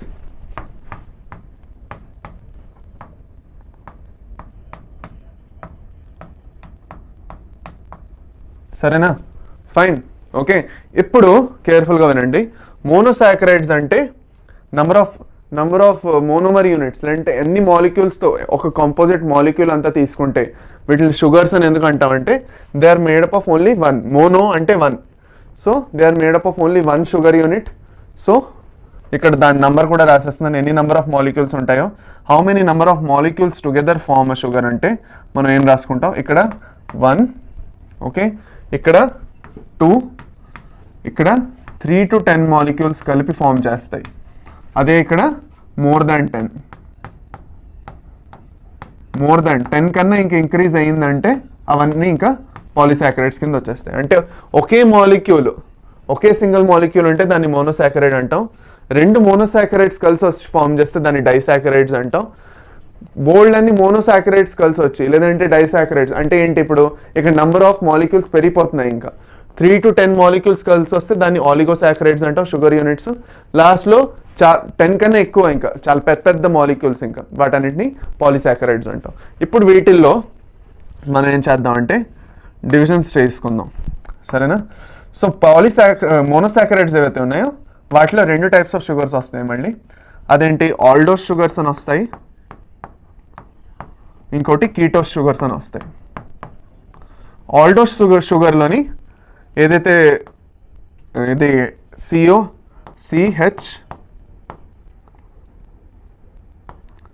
గ్రూప్ ఉంటుంది, అవునా కదా. అదే కీటోస్ షుగర్ అయితే C డబుల్ బాండ్ O ఉంటుంది. సో ఏదైతే కాంపౌండ్ ఉందో దాన్ని బట్టి అనమాట, దాన్ని బట్టి మనం చూసుకుంటాం, సరేనా. సో ఆల్డోస్ షుగర్లో CHO గ్రూప్ ఇలా రాయనబ్బా, నేను నాకు మళ్ళీ కన్ఫ్యూజన్ అవుతుంది మీకు. CHO అని రాసి పడేస్తాను చాలు. వెయిట్ ఒక నిమిషం.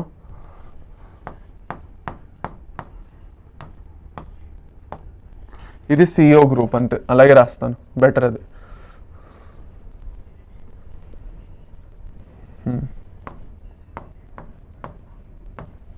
ఓకే, సో ఆల్డోస్ గ్రూప్ ఉన్నది ఎగ్జాంపుల్ ఏమిటి? ఆల్డిహైడ్ గ్రూప్ ఉన్నది, వాటిలో ఆల్డిహైడ్ గ్రూప్ ఉంది, దాని ఎగ్జాంపుల్ గ్లూకోజ్. దీని ఎగ్జాంపుల్ ఫ్రక్టోస్.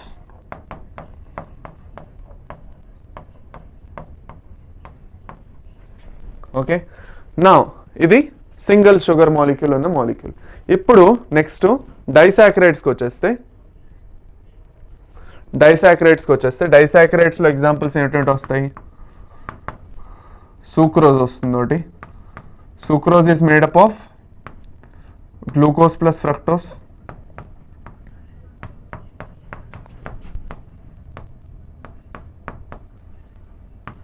దాని తర్వాత ఇది 1, నెంబర్ 2 లాక్టోస్,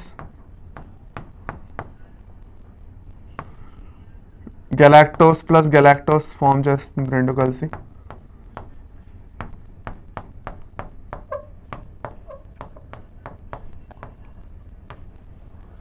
ఇంకోటి మాల్టోస్ వస్తుంది, థర్డ్ లాస్ట్ మాల్టోస్. మాల్టోస్ ఎలా ఫామ్ అవుతుంది? రెండు గ్లూకోజ్ యూనిట్స్ కలిసి వస్తాయి. సో గ్లూకోజ్ ప్లస్ గ్లూకోజ్, సరేనా? నెక్స్ట్ ఆలిగోసాకరైడ్లో ఒక ఎగ్జాంపుల్ చాలు, ఒక ఎగ్జాంపుల్ రాయిపిస్తాను దాంట్లో, అదే చాలు మీకు గుర్తుకోండి. ఎందుకంటే ఇది మీకు ఎక్కువ బుక్లో లేదు కాబట్టి దీని మీద ఎక్కువ స్ట్రెస్ కూడా లేదు. రాఫినోజ్ అనే ఒక షుగర్ ఉంది, అది దీంట్లో వస్తుంది, రాఫినోజ్ అని. లాస్ట్ ఇంకా మనం పాలిసాకరైడ్స్కి వచ్చేద్దాం. ఇప్పుడు పాలిసాకరైడ్స్ ఎందుకు ఇంపార్టెంట్ చూడండి, కేర్ఫుల్గా వినండి. Come to polysaccharides. పాలిసాకరైడ్స్లో రెండు టైప్స్ వస్తాయి. మళ్ళీ ఒక్క నిమిషం ఇది సపరేట్ చేసేద్దాం, కన్ఫ్యూజన్ అవ్వకుండా. సరే, ఇంకా ఇక్కడ కూడా చేసేద్దాం. అది ఇప్పుడు పాలిసాకరైడ్లో మనం చూసుకుంటే రెండు టైప్స్ ఉన్నాయి. హోమో పాలిసాకరైడ్స్ ఉన్నాయి ఒకటి, ఇంకా హెటరో పాలిసాకరైడ్స్ ఉన్నాయి. అంటే ఏమిటి? హోమో పాలిసాకరైడ్స్ అంటే ఒకే టైప్ ఆఫ్ మాలిక్యూల్ నుంచి పాలిసాకరైడ్ ఫామ్ అయింది. అంటే గ్లూకోజే బోల్డ్ మాలిక్యూల్స్ కలిసి వచ్చి అలా ఫామ్ అయిపోతే దాన్ని homo polysaccharide. Okay type of molecule నుంచి పాలిసాకరైడ్, పాలిమర్ అంతా ఫామ్ అయింది. అదే హెటరో పాలిసాకరైడ్ మీద వచ్చేస్తే రెండు టైప్స్ ఆఫ్ మాలిక్యూల్స్, లేదంటే మూడు టైప్స్ ఆఫ్ మాలిక్యూల్స్ అన్ని కలిపి ఒక పెద్ద పాలిసాకరైడ్ మాలిక్యూల్ని ఫామ్ చేసింది. ఇందులో ఏంటంటే మిక్స్ టైప్ ఆఫ్ మాలిక్యూల్స్ వస్తాయి. కొంచెం పూర్తిగా షుగరే, ఈ CHOఏ ఉండకుండా నైట్రోజన్ అలాంటి ఎలిమెంట్స్ కూడా కొంచెం యాడప్ అవుతాయి హెటరో పాలిసాకరైడ్స్ ఎక్కువగా, సరేనా? ఇప్పుడు హోమో పాలిసాకరైడ్ ఎగ్జాంపుల్స్ ఏమిటి? స్టార్చ్, సెల్యులోజు, దాని తర్వాత గ్లైకోజన్. ఇవే మీ మెయిన్ మూడు ఎగ్జాంపుల్స్, గ్లైకోజన్. అదే హెటరో పాలిసాకరైడ్ ఎగ్జాంపుల్స్ ఏమొస్తుంది? కైటిన్, హెపారిన్, ఇవన్నీ వస్తాయి. ఓకే, చాలు, అదే అనమాట. ఫైన్. కైటిన్ మనకు తెలుసు, ఫంగస్, సెల్ వాల్, ఇంకా ఆర్థ్రోపాడ్స్ ఏదైతే కాక్రోచ్ ఇవన్నీ ఉన్నాయో వాటిది ఎగ్జోస్కెలిటన్ కైటిన్తో ఫామ్ అయి ఉంది. దాని తర్వాత హెపారిన్ మన బాడీలోనే ఉంటుంది. ఓకే, అది అనమాట. So this is the basic classification of carbohydrates. ఇది ఇంత మీకు గుర్తుంటే బోల్డ్ అని క్వశ్చన్స్ దీంట్లో నుంచి మీరు చేసుకుంటూ వెళ్ళిపోవచ్చు. కాబట్టి ఈ క్లాసిఫికేషన్ చాలా ఇంపార్టెంట్, గ్యారంటీ గుర్తుపెట్టుకోండి, సరేనా? ఫైన్, ఇక్కడ వరకు క్లియర్ అయిపోయిందా మనకి? Okay, fine. సరే, అయితే ఇప్పుడు మనం కార్బోహైడ్రేట్స్లో ఒక్కటి కేర్ఫుల్గా చూసుకుందాం. నేను మీకు ఇక్కడ చెప్పాను చూడండి. ఇప్పుడు కార్బోహైడ్రేట్స్లో రెండు టైప్స్ ఆఫ్ షుగర్స్ ఉన్నాయి, రిడ్యూసింగ్ ఇంకా నాన్ రిడ్యూసింగ్ షుగర్స్ అని. రిడ్యూసింగ్ షుగర్స్ అంటే వాటి ఎండ్కి ఆల్డిహైడ్ లేదంటే కీటోన్ గ్రూప్ ఫ్రీగా అవైలబుల్గా ఉంది ఎక్కడైనా. అంటే ఇప్పుడు ఆల్డిహైడ్ ఇంకా కీటోన్ గ్రూప్ ఫ్రీగా అవైలబుల్ ఉండడం వల్ల దాని నుంచి ఇంకొక మాలిక్యూల్ వచ్చి అటాచ్ అవ్వచ్చు. వాటన్నిటిని రిడ్యూసింగ్ షుగర్స్ అంటాం. దాంట్లో ఎక్కువగా మోనోసాకరైడ్స్, ఇంకొన్ని ఎగ్జాంపుల్ లాక్టోస్ ఇంకా మాల్టోస్ ఒకటే వస్తాయి. సూక్రోజ్ రాదు. సూక్రోజ్లో ఏమవుతుందంటే ఆల్డిహైడ్ ఇంకా కీటోన్ గ్రూప్ దగ్గర బాండింగ్స్ జరిగిపోతున్నాయేమోని, అది ఫ్రీగా లేదు. So there is no free aldehyde or ketone group, అందుకే దాన్ని నాన్ రెడ్యూసింగ్ షుగర్లో వేసేస్తాం. So sucrose is a non reducing sugar. So it can't be involved in further bonding. Already అక్కడ గ్లైకోసైడిక్ బాండ్ అనేది జరిగిపోయింది. ఓకే, అది ఫైన్. ఇది reducing ఇంకా నాన్ రెడ్యూసింగ్ షుగర్స్కి డిఫరెన్స్. ఇప్పుడు నేను ఆల్రెడీ చెప్పాను, ఆల్డిహైడ్ గ్రూప్ ఎండ్లో ఆల్డిహైడ్ గ్రూప్ ఉన్నది అంటే దాన్ని ఏమంటాం మనం? ఆల్డోస్ షుగర్ అంటాం. అదే కీటోన్ గ్రూప్ ఉన్నది అంటే అదే మాలిక్యూల్లో దాన్ని కీటోన్ గ్రూప్ అంటాం. ఆల్డోస్కి ఎగ్జాంపుల్ నేను ఆల్రెడీ చెప్పాను. ఏంటి ఆల్డోస్ షుగర్ ఎగ్జాంపుల్ ఏంటి? Glucose. Glucose is an aldose sugar, fructose is a ketose sugar. సరేనా? సో ఆల్డో కీటోన్ గ్రూప్స్ మీకు ఆల్రెడీ తెలుసు, కెమిస్ట్రీలో మీరు చదువుకున్నారు. చదువుకోకపోతే ఇంకొకసారి చెప్పేస్తాను. C+O ఇంకా H ఉంటే దాన్ని ఆల్డోస్ గ్రూప్ అంటాం. Okay, these are all functional groups. మీరు ఇది ఫంక్షనల్ గ్రూప్స్లో చదువుతారు. ఆల్కహాల్స్ అంటే OH.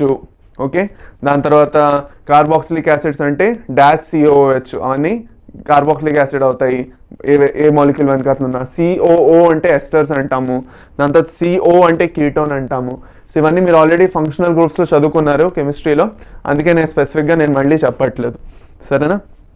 ఫైన్. ఓకే, నా మోనోసాకరైడ్స్ నుంచి మొదలెడదాం. మోనోసాకరైడ్ అంటే ఒకే ఒక మాలిక్యూల్ ఉండడం. ఆ ఒకే మాలిక్యూల్ ఏదవ్వచ్చు? గ్లూకోజ్ అవ్వచ్చు, లేదంటే ఫ్రక్టోస్ అవ్వచ్చు, రైబోస్ అవ్వచ్చు. సో ఇవన్నీ గెలాక్టోస్ కూడా అవ్వచ్చు. So this is glucose structure ఎలా ఉంటుంది, ఫ్రక్టోస్ స్ట్రక్చర్ ఎలా ఉంటుంది, గెలాక్టోస్ స్ట్రక్చర్ ఎలా ఉంటుంది. ఇప్పుడు డీటెయిల్ క్లాస్లో నేను మీకు వీటి స్ట్రక్చర్లు కూడా ఎక్స్ప్లెయిన్ చేయొచ్చు. కాకపోతే ఇప్పుడు మన దగ్గర అంత టైం లేదు కాబట్టి, అది కాకుండా మీ ఎన్సీఆర్టీలో కూడా పెద్దంత ఫ్రీగా ఎక్స్ప్లెయిన్ ఏం చేయలేదు ఆ స్ట్రక్చర్ని, కాబట్టి మనం కూడా పెద్దగా డిస్కస్ చేయట్లేదు. ఓకే, సో ఈ మోనోసాకరైడ్స్ ఏవైతే ఉన్నాయో these are the building blocks of polysaccharides. అంటే ఈ మోనోసాకరైడ్సే కలిసి వచ్చి పాలీసాకరైడ్స్ ఫామ్ చేస్తాయి. ఓకే, సరే. డైసాకరైడ్స్ అంటే రెండు షుగర్ మాలిక్యూల్స్ ఉన్నాయి. ఒకటే మాలిక్యూల్ ఉంటే దాన్ని మోనోసాకరైడ్ ఆర్ షుగర్స్ అంటాం. రెండు మాలిక్యూల్స్ ఉంటే దాన్ని డైసాకరైడ్స్ అంటాం. డైసాకరైడ్స్లో మెయిన్ ఎగ్జాంపుల్స్ నేను చెప్పాను మీకు. ఇప్పుడు డైసాకరైడ్స్ ఎలా ఫామ్ అవుతున్నాయి? ఇక్కడ చూస్తే వాటి మధ్యన ఒక గ్లైకోసైడిక్ బాండ్ వస్తున్నది, అప్పుడు ఫామ్ అవుతున్నాయి అవి. వాటి మధ్యన ఒక గ్లైకోసైడిక్ బాండ్ వస్తున్నది. ఇది చూడండి, ఇది ఏదైతే బాండ్ వస్తుంది మీరు చూస్తున్నారో ఈ బాండ్ని గ్లైకోసైడిక్ బాండ్స్ అంటాం. So the bonds between two sugar molecules are known as glycosidic bonds. అది. సో అదే మాల్టోస్ అదే చూసుకుంటే మాల్టోస్లో రెండు గ్లూకోజ్ మాలిక్యూల్స్ మధ్యన బాండింగ్ జరుగుతుంది. ఓకే, అదే లాక్టోస్లో చూసుకుంటే రెండు గెలాక్టోస్ అండ్ గ్లూకోజ్. లాక్టోస్ది ఒక మిస్టేక్ చెప్పినట్టున్నాను, ఒక్క నిమిషం.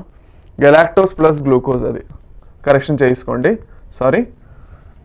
ఇది గెలాక్టోస్ ప్లస్ గ్లూకోజ్. ఇది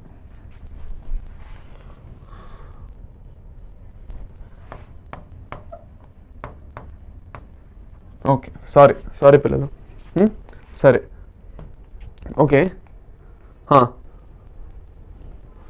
సో లాక్టోస్ ఇది మిల్క్ షుగర్ అంటారు. మన పాలలో స్వీట్ టేస్ట్ వస్తుంది కదా, మన పాలలో ఉన్న స్వీట్ టేస్ట్ దేనివల్ల వస్తున్నది?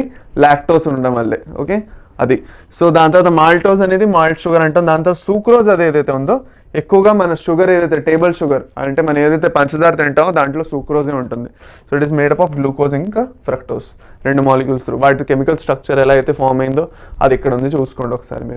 మీరు కెమిస్ట్రీలో ఆల్రెడీ చదువుంటారు కాబట్టి మీకు అర్థమైపోతుంది అది. దాని తర్వాత నెక్స్ట్ చూసుకుంటే పాలీసాకరైడ్స్ నేను చెప్పాను ఏంటి, ఎక్కువగా ఏవైతే ఈ మాలిక్యూల్స్ ఎలా ఫామ్ అయ్యాయి? By combining of monomers. చిన్న షుగర్ మాలిక్యూల్స్, గ్లూకోజ్ మాలిక్యూల్స్ అన్నీ చైన్లోని ఇలా కలిసి ఫామ్ అయ్యాయి, లేదంటే బ్రాంచ్ అయ్యి కూడా ఫామ్ అయ్యాయి. అంటే వాటన్నిటిని మనం ఏమంటాం?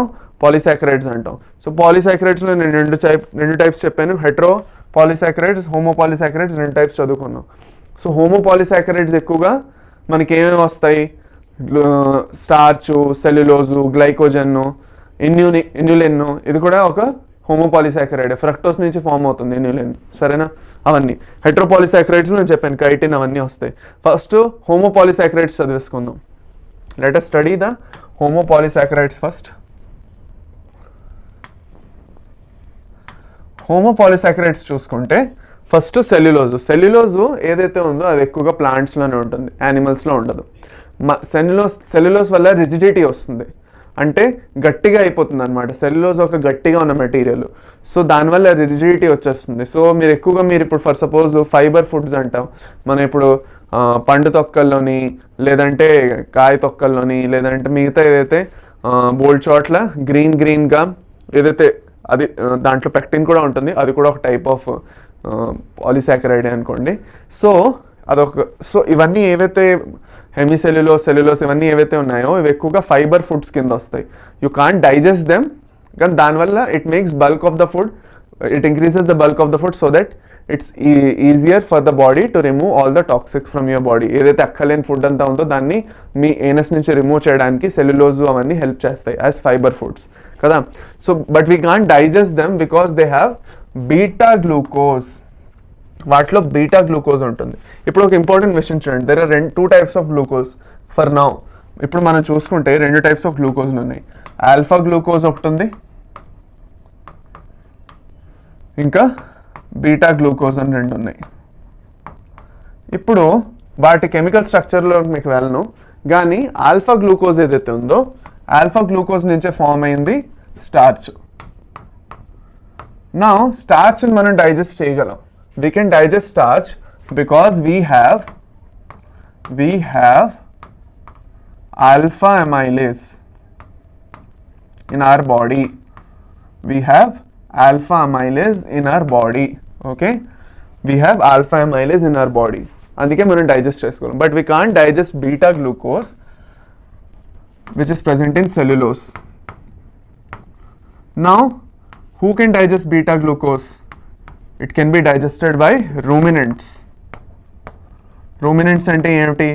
ఆవులు, గేదెలు, గొర్రెలు అంటే గోట్స్ అవన్నీ ఏవైతే ఉన్నాయో ఇవన్నీ రూమినెంట్స్ కింద వస్తాయి. ఇవన్నీ గడ్డి తింటాయి.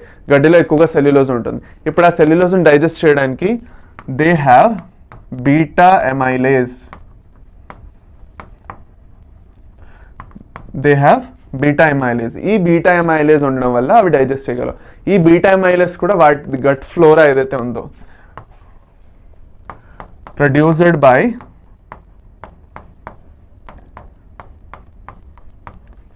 Gut microflora.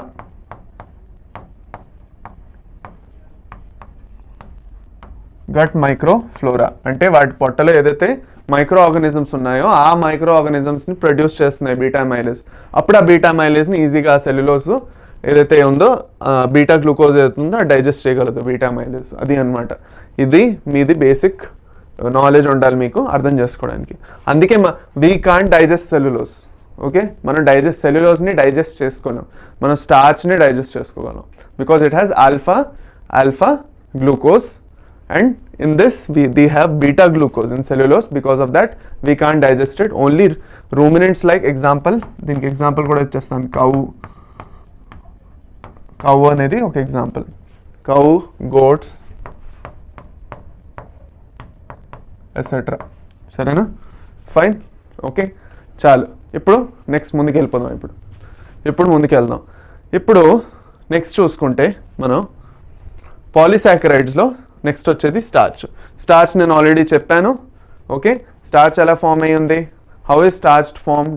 Starch is formed by 2 types of bonding, 1,4 glycosidic linkage, 1,6 glycosidic linkage. ఇప్పుడు మీరు స్టార్చ్ చదువుకొని ఉంటే, ఓకే, స్టార్చ్ ఏదైతే ఉందో ఇప్పుడు చెప్తున్నాను. ఇవన్నీ ఏవైతే నేను రాయిపిస్తున్నానో మీకు ఎక్స్ట్రా కొన్ని మీకు నోట్స్లో ఉండకపోవచ్చు. సో అందుకే మీరు ప్రతిసారి ఒక స్క్రీన్ షాట్ తీసుకోండి.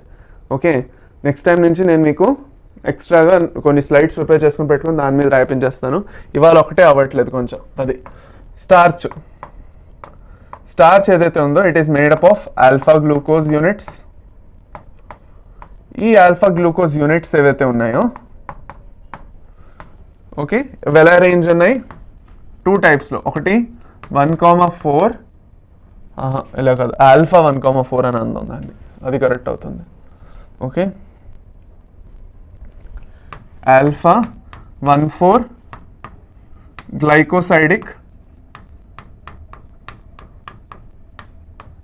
లింకేజ్, ఆల్ఫా 1,4 గ్లైకోసైడిక్ లింకేజ్ అంటాం. ఇంకోటి ఈ ఆల్ఫా 1,4 గ్లైకోసైడిక్ లింకేజ్ ఏదైతే ఉందో ఈ పర్టిక్యులర్ పార్ట్ని మనం అమైలోజ్ అంటాం. దీన్ని ఏమంటాం మనం, ఇది ఎంతైతే అయిందో it is straight polymer, it is straight, branch ఉండదు ఇది, it is straight and we call it as amylose. సరేనా. నెంబర్ 2 ఈస్ స్టార్చ్లో రెండు టైప్స్ ఆఫ్ మాలిక్యూల్స్ కలిపి స్టార్చ్ని ఫామ్ చేస్తున్నాయి. Another one is 1,6 glycosidic linkage ఏదైతే ఉందో దాని నుంచి.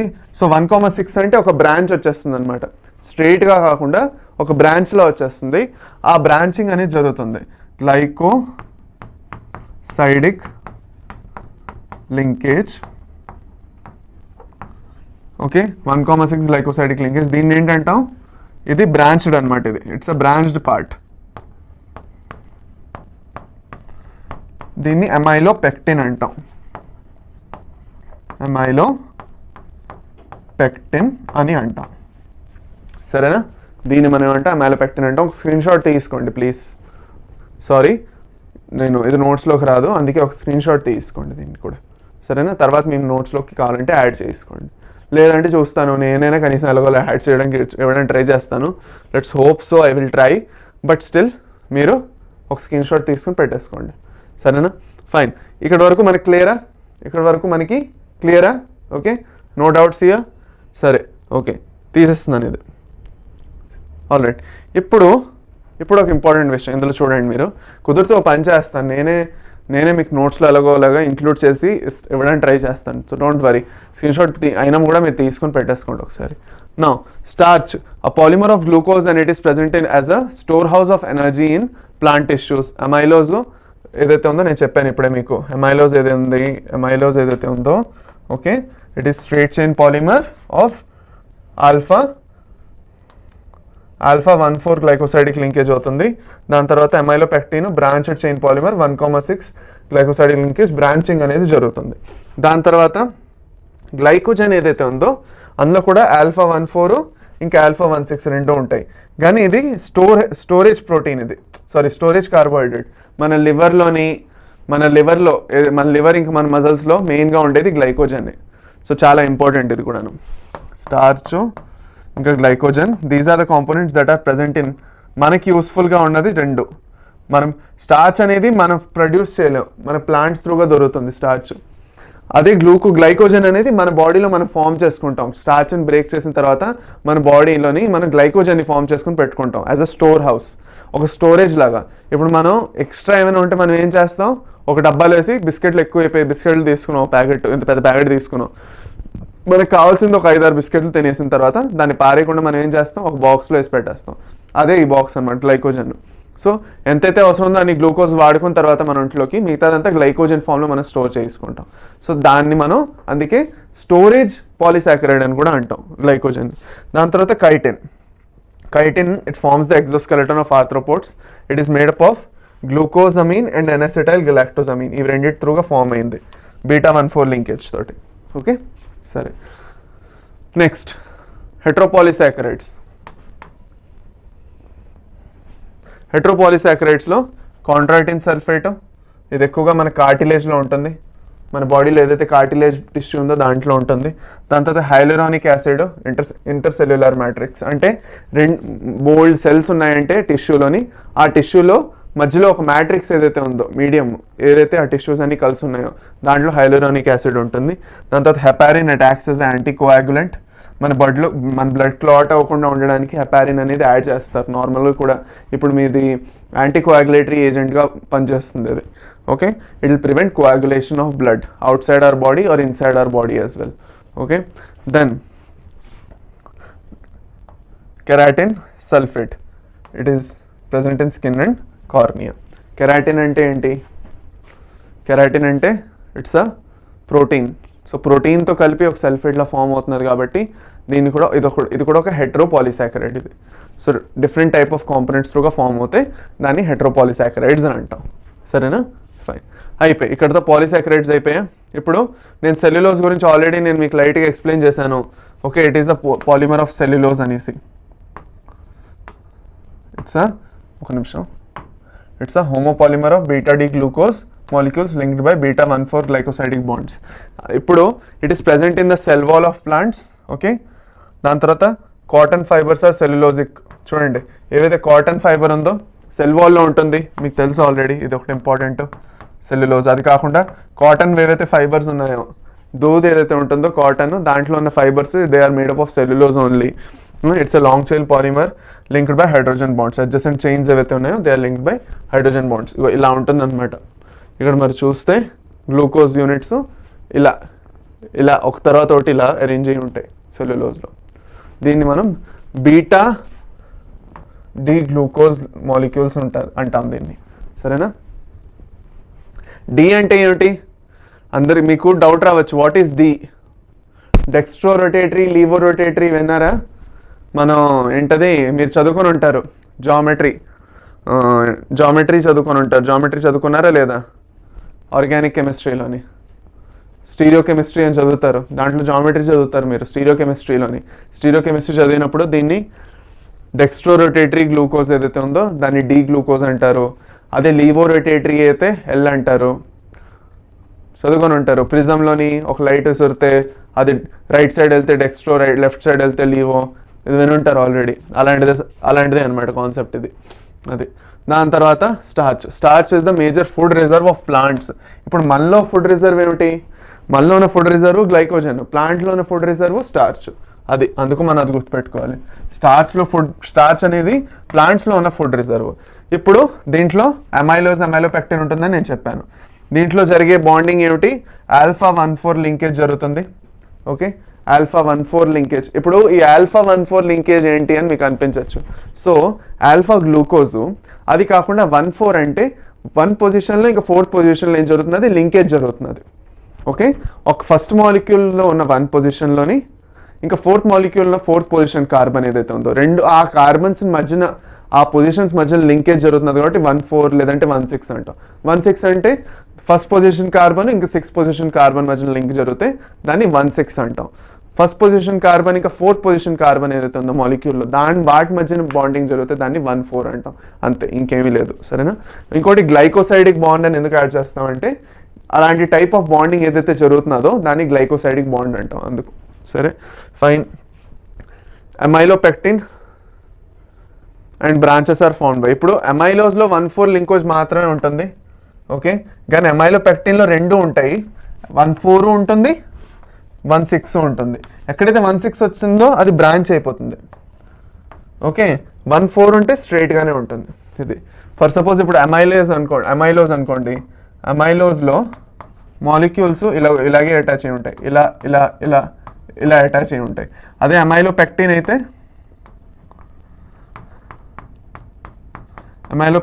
ఎలా ఉంటాయి? ఇలా ఉండడమే కాకుండా ఇలా కూడా వచ్చేస్తూ ఉంటాయి అన్నమాట. సో ఇక్కడ బ్రాంచింగ్ అనేది జరిగింది కాబట్టి దాన్ని మనం అమైలోపెక్టిన్. ఇక్కడ బ్రాంచింగ్ ఎక్కడ? 6th పొజిషన్ 1,6 ఉంటే దాన్ని బ్రాంచింగ్ అయిపోతుంది. అక్కడ స్ట్రైట్ ఉంటే అలాగే ఉంటుంది. సరేనా? ఫైన్, చాలు. ఇంకా నెక్స్ట్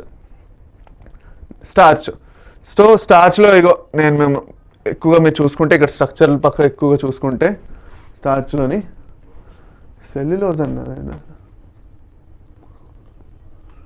అది స్టార్చ్.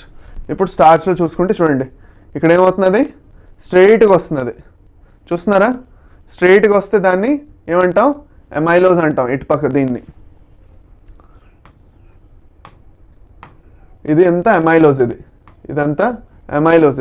అదే అమైలోపెక్టిన్లో ఎలా ఉంటుంది చూడండి, ఇక్కడ బ్రాంచింగ్ జరుగుతున్నది. ఇలా వచ్చి మళ్ళీ కిందకి వెళ్ళింది, మళ్ళీ ఇక్కడ ఇలా కంటిన్యూ అవుతున్నది. సో ఇక్కడ ఏమవుతున్నది అంటే నార్మల్గా ఫస్ట్ పొజిషన్ ఇంకా 4th పొజిషన్ మధ్యన మీకు ఎక్కువ బాండింగ్ జరుగుతుంది కాబట్టి స్ట్రైట్గా వెళ్ళిపోతున్నది. ఇక్కడ ఏం జరుగుతున్నది? ఫస్ట్ ఇంకా 4th పొజిషన్లో బాండింగ్ జరుగుతున్నది కాబట్టి it is going straight. Okay, reducing ఏంటంటే ఇటు పక్క కొత్త మాలిక్యూల్స్ యాడ్ అవుతూ ఉంటాయని.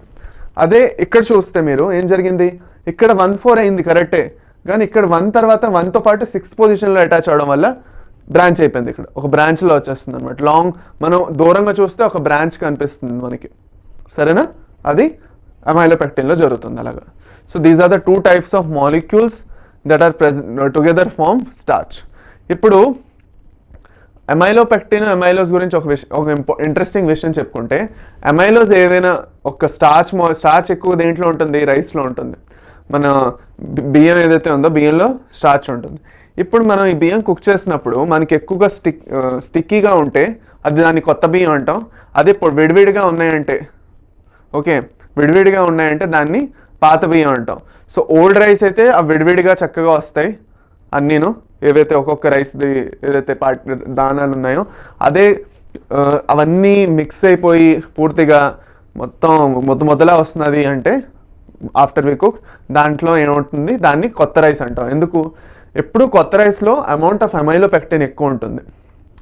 ఓకే, అదే పాత రైస్లో అయితే ఈ బ్రాంచెస్ బ్రేక్ అయిపోతూ స్ట్రైట్గా అయిపోతూ ఉంటాయి కాబట్టి అమైలోస్ ఎక్కువ ఉంటుంది. So in old rice the amount of amylose will be more which makes it less stickier. ఇక్కడ అమైలోపెక్టిన్ ఉండడం వల్ల ఎక్కువ స్టిక్కీ అయిపోతుంది. ఓకే, సో అమైలోపెక్టిన్ ఎక్కువ ఉన్నది అంటే rice will be sticky, and amylose content ఎక్కువ ఉన్నదంటే rice will be more free. Rice particles వేరువేరుగా ఉంటాయి.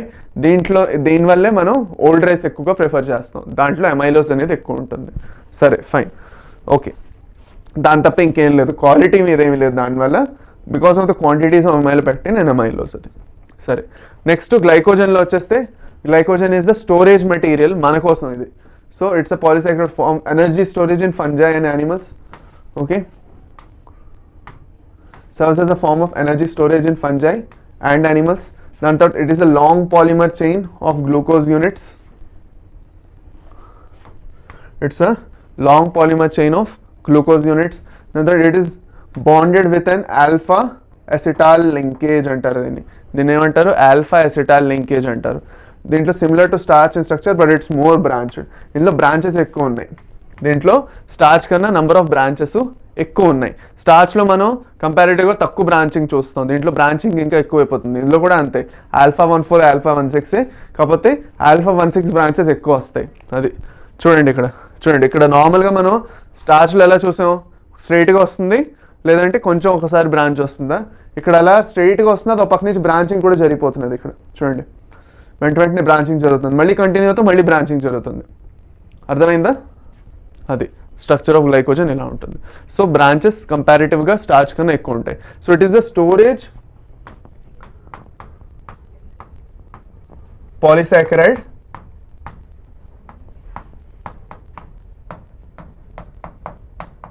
In animals.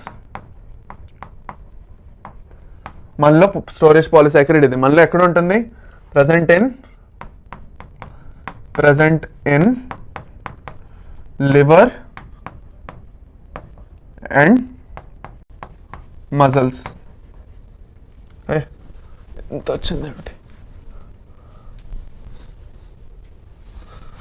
మన మజిల్స్లోని లివర్లోని ఉంటుంది అది.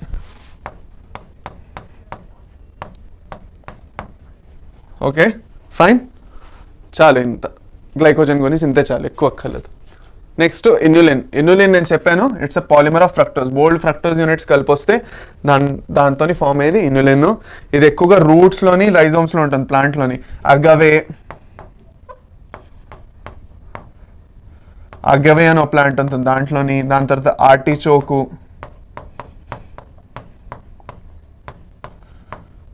వీటన్నిటిలోని ఎగ్జాంపుల్స్ అనమాట. దీంట్లో ఇన్యులిన్ ఉంటుంది, సరేనా. అగవే, ఆర్టిచోక్ ఇవన్నీ వెజిటబుల్స్లోని ఇన్యులిన్ ఉంటుంది. ఓకే, అంటే రూట్ ఏదైతే కొన్ని ప్లాంట్లు, ఇప్పుడు మనం రూట్ ఉన్న ఫుడ్స్ ఏవైతే ఉన్నాయో, బీట్రూట్ అవన్నీ ఏవైతే ఉన్నాయో అలాంటి ప్లాంట్స్ ఎక్కువగా అనమాట. బీట్రూట్లో ఉంటుందని అంటలేదు, బీట్రూట్లో బీట్ షుగర్ ఉంటుంది, అది వేరే టైప్ ఆఫ్ షుగర్, సరేనా. సో అగవే, ఆర్టిచోక్ అంటాం అది. నెక్స్ట్ హెటరోపాలిసాకరైడ్స్లో రెండు మెయిన్ ఇంపార్టెంట్వి, కైటిన్, పెప్టిడోగ్లైకాన్, సరేనా. కైటిన్ ఇంకా పెప్టిడోగ్లైకాన్ నేను చెప్పాను already, it is present in బ్యాక్టీరియాలో ఎక్కువగా ఉంటుంది. బ్యాక్టీరియాలో ఏదైతే సెల్ వాల్ ఉందో it is made up of peptidoglycan. దీంట్లో 2 మాలిక్యూల్స్ వస్తాయి, it is made up of 2 molecules, N acetyl glucosamine and N acetyl muramic acid అనేసి 2 మాలిక్యూల్స్ ఉన్నాయి. వాటి రెండింటితో ఎక్కువగా ఫామ్ అవుతుంది ఇది, సరేనా.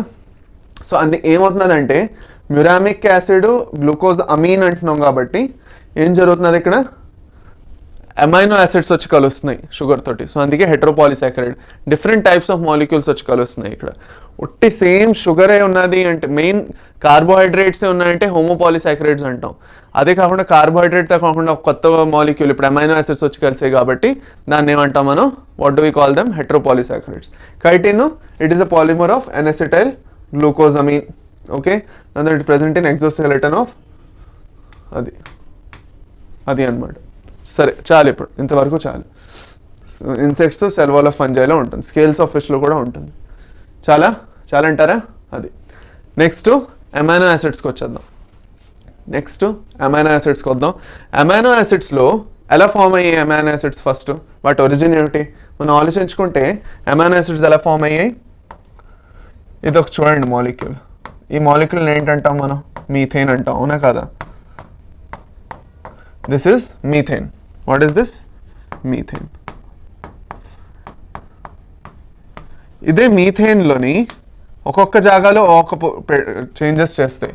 ఇక్కడ ఆర్ గ్రూప్ తెచ్చేసారు first, it is replaced by R group. ఇక్కడ మీద ఉన్న హైడ్రోజన్ అదే. ఓకే, అదే ఇక్కడ రైట్ సైడ్లో ఉన్న హైడ్రోజన్లోని కార్బాక్సిల్ గ్రూప్ తెచ్చేసారు.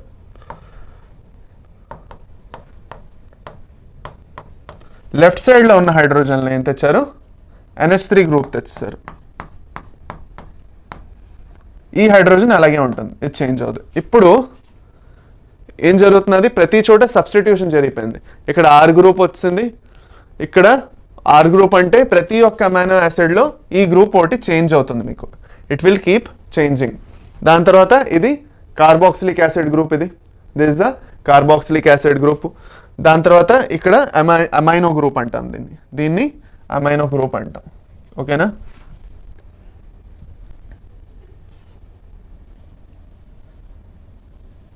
కాకపోతే ఇక్కడ ఏమీ చేంజ్ అవ్వలేదు కాబట్టి అది అలాగే ఉంది కాబట్టి ఇటు పక్క ఉన్నది అమైనో గ్రూపు, ఇది కార్బాక్సిల్ గ్రూప్,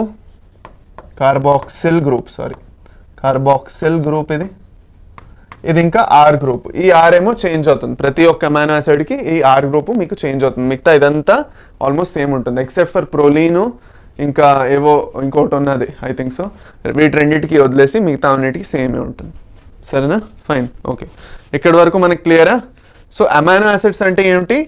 మీథేన్ మాలిక్యూల్లో హైడ్రోజన్ జాగాలో ఒక హైడ్రోజన్ వదిలేసి మిగతా 3 హైడ్రోజన్స్ దగ్గర సబ్స్టిట్యూషన్ చేస్తే దాని నుంచి వచ్చేవే అమైనో యాసిడ్స్. ఫైన్. ఓకే, అర్థమైందా? అది అనమాట. ఇప్పుడు అమైనో యాసిడ్స్ బోల్డ్ కలిసి ఫామ్ చేసేవి ప్రోటీన్స్. సో ఇప్పుడు మనం పాలిసాకరైడ్స్ చదువుకున్నావా లేదా? పాలిసాకరైడ్స్లో ఏం జరుగుతున్నది? కార్బోహైడ్రేట్స్ బోల్డ్ కలిసి, బోల్డ్ అని కార్బోహైడ్రేట్స్ ఏవైతే ఉన్నాయో చిన్న చిన్న షుగర్ మాలిక్యూల్స్, గ్లూకోజ్ బోల్డ్ అన్ని కలిసి స్టార్చ్ ఫామ్ చేసాయి, ఫ్రక్టోస్ బోల్డ్ అని కలిసి ఇన్యులిన్ ఫామ్ చేసాయి కదా. అలాగే అమైనో యాసిడ్స్ బోల్డ్ కలిసి ప్రోటీన్స్ని ఫామ్ చేస్తాయి. That's the origin of proteins. Proteins ఎలా ఫామ్ అవుతాయంటే అమైనో యాసిడ్స్ అన్ని కలిపి ప్రోటీన్స్ అనేవి ఫామ్ అవుతాయి.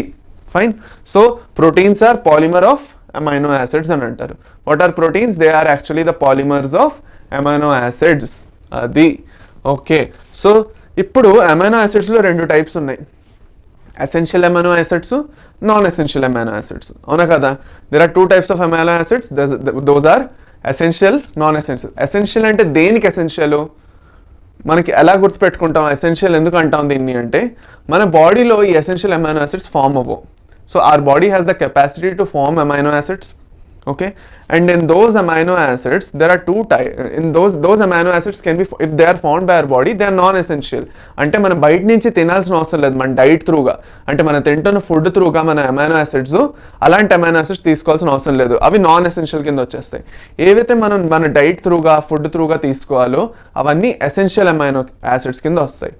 So the amino acids which has to be taken from out side through our diet are essential amino acids, and the ones that they need not to be taken and they can be produced in our own body, మన బాడీలోనే produce అవుతున్నదంటే దాన్ని non essential amino acids అంటాం.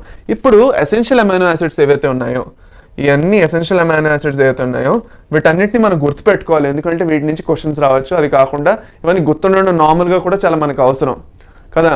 So అందుకే దీనికి ఒక technique అనేది మా sir మాకు నేర్పించారు, అదే నేను మీకు నేర్పిస్తాను. ఓకే, ఎక్కడ నేర్పించాలి? ఒక పని చేద్దాం, ఇలా ఇలా నేర్పిస్తాను చూడండి. ఇదొకటి కేర్ఫుల్గా చూడండి. ఇది యాక్చువల్గా మీరు యూట్యూబ్లో బోల్డ్ మంది చెప్పుంటారు ఆల్రెడీ మీకు. ఓకే, సో వాళ్ళు ఎవరి దగ్గర నుంచో తీసుకోవట్లేదు, మాకు చెప్పింది నాకు గుర్తున్నది అది నేను మీకు చెప్తున్నాను. ట్రై దిస్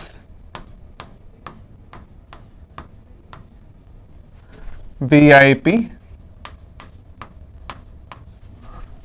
సో ఇది నాది కాదు, నేనేం కనిపెట్టలేదు ఈ నిమోనిక్ని, దీన్ని నిమోనిక్ అంటారు.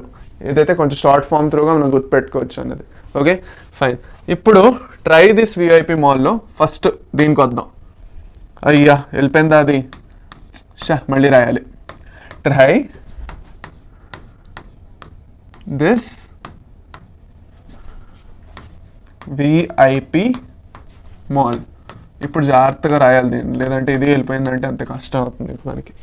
సరే ఓకే, ఇప్పుడు ఫస్ట్కి వచ్చేద్దాం. ట్రైల్కి అంటే ట్రిప్టోఫాన్.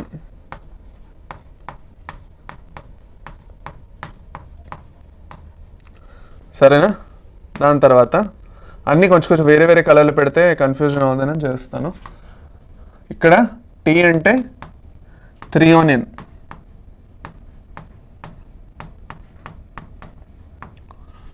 సరే, దాని తర్వాత HIS అని ఏదైతే ఉందో, HIS అని ఏదైతే ఉందో, ఒక నిమిషం, ఇది ఏదైతే ఉందో ఇందులో హెచ్ మాత్రమే తీసుకొని చూద్దాం అండి, ఒక నిమిషం.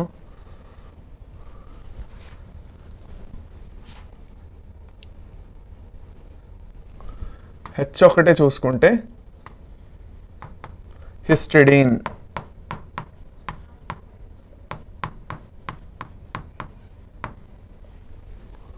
అదే మనం IS చూసుకుంటే that means isoleucine.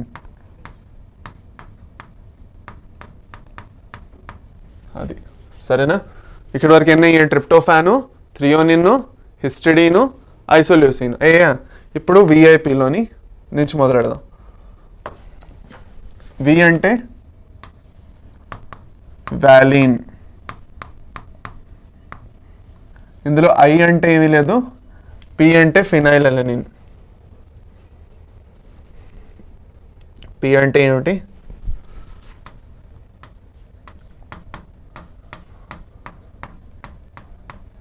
Phenyl alanine.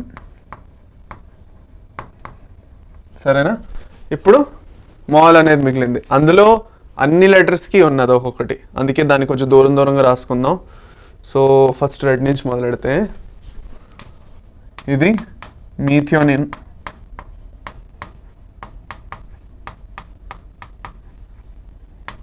సరేనా? ఏ అంటే ఏమిటి? ఏ అంటే ఆర్జినిన్. ఇందులో రెండేళ్ళకి ఒకటి ఉంది, ఏమిటంటే చెప్పండి, ఎవరికైనా గుర్తుందా? ఒకటేమో ల్యూసిన్, ఓకే, ఇంకోటేమో లైసిన్. ఇంకోటేది లైసిన్. అది అన్నమాట. సరేనా? అది ఓకే. సో ఇది మీరు కావాలంటే ఒక స్క్రీన్ షాట్ తీసుకోండి, ఒక స్క్రీన్ షాట్ చిక్ మన ఫోటో స్క్రీన్ షాట్ తీసుకుంటే మీకు గుర్తుంటుంది. లేదంటే ఎనీవేస్ నేను నోట్స్లో ఇంక్లూడ్ చేయడానికి ట్రై చేస్తాను, కానీ చెప్పలేను, అప్పుడప్పుడు అవ్వకపోవచ్చు, మర్చిపోవచ్చు. సో అందుకే నేను మీకు ముందే చెప్పేస్తున్నాను, ఒక స్క్రీన్ షాట్ తీసుకొని పెట్టేసుకోండి. ఫైన్, సరేనా? ఇవన్నీ ఎసెన్షియల్ అమైనో యాసిడ్స్. ఇవన్నీ ఏమిటంటారా? What are this? These are all essential amino acids. These are all essential amino acids. Okay, సరేనా? ఫైన్, చాలు. ఇప్పుడు తీసేస్తున్నాను. ఇది స్క్రీన్ షాట్ పాజ్ చేసి స్క్రీన్ షాట్ తీసుకోండి. I'm going to remove this. సరే ఓకే, అదే అనమాట. సో అది కాకుండా నార్మల్ క్లాసిఫికేషన్ కాకుండా అమైనో యాసిడ్స్ ఇంకో క్లాసిఫికేషన్ కూడా ఉంది. ఏంటి? ఈ క్లాసిఫికేషన్ కూడా ఇంపార్టెంట్. నాన్ పోలార్ అంటే అది నీళ్ళలో మిక్స్ అవ్వదు. అంటే ఏంటి? You cannot mix it with water, they are non polar. ఎక్కువగా ఆర్గానిక్ సాల్వెంట్స్తో మిక్స్ అవుతుంది. ఆర్గానిక్ సాల్వెంట్స్లో మిక్స్ అయితే దాన్ని నాన్ పోలార్ అంటాం. దాని తర్వాత పోలార్ అమైనో యాసిడ్స్ వస్తాయి. దాని తర్వాత యాసిడ్ గ్రూప్ ఎక్కువగా ఉంటాయి. నార్మల్గా సిఓహెచ్ గ్రూప్ ఉండడమే కాకుండా ఇంకొక యాసిడ్ ఆర్ గ్రూప్లో సిఓహెచ్ ఉన్నది అనుకోండి, దాన్ని అసిడిక్ అమైనో యాసిడ్స్. అదే ఒక NH3 గ్రూప్ నార్మల్గా ఉన్నది అమైనో యాసిడ్లో, అది కాకుండా ఇంకొక ఎక్స్ట్రా ఒక బేసిక్ గ్రూప్ ఏమైనా వస్తుందంటే దాన్ని బేసిక్ అమైనో యాసిడ్స్. అదే బెంజీన్ గ్రూప్ వచ్చిందంటే బెంజీన్ గ్రూప్ దాన్ని అరోమాటిక్ అమైనో యాసిడ్స్ అంటారు. దీంట్లో glycine, alanine, isoleucine, leucine, proline, methionine, వాలిన్, వీటికి నిమోనిక్ అక్కర్లేదు, డోంట్ వరీ, ఇవి మీరు నార్మల్గా గుర్తుపెట్టుకోండి.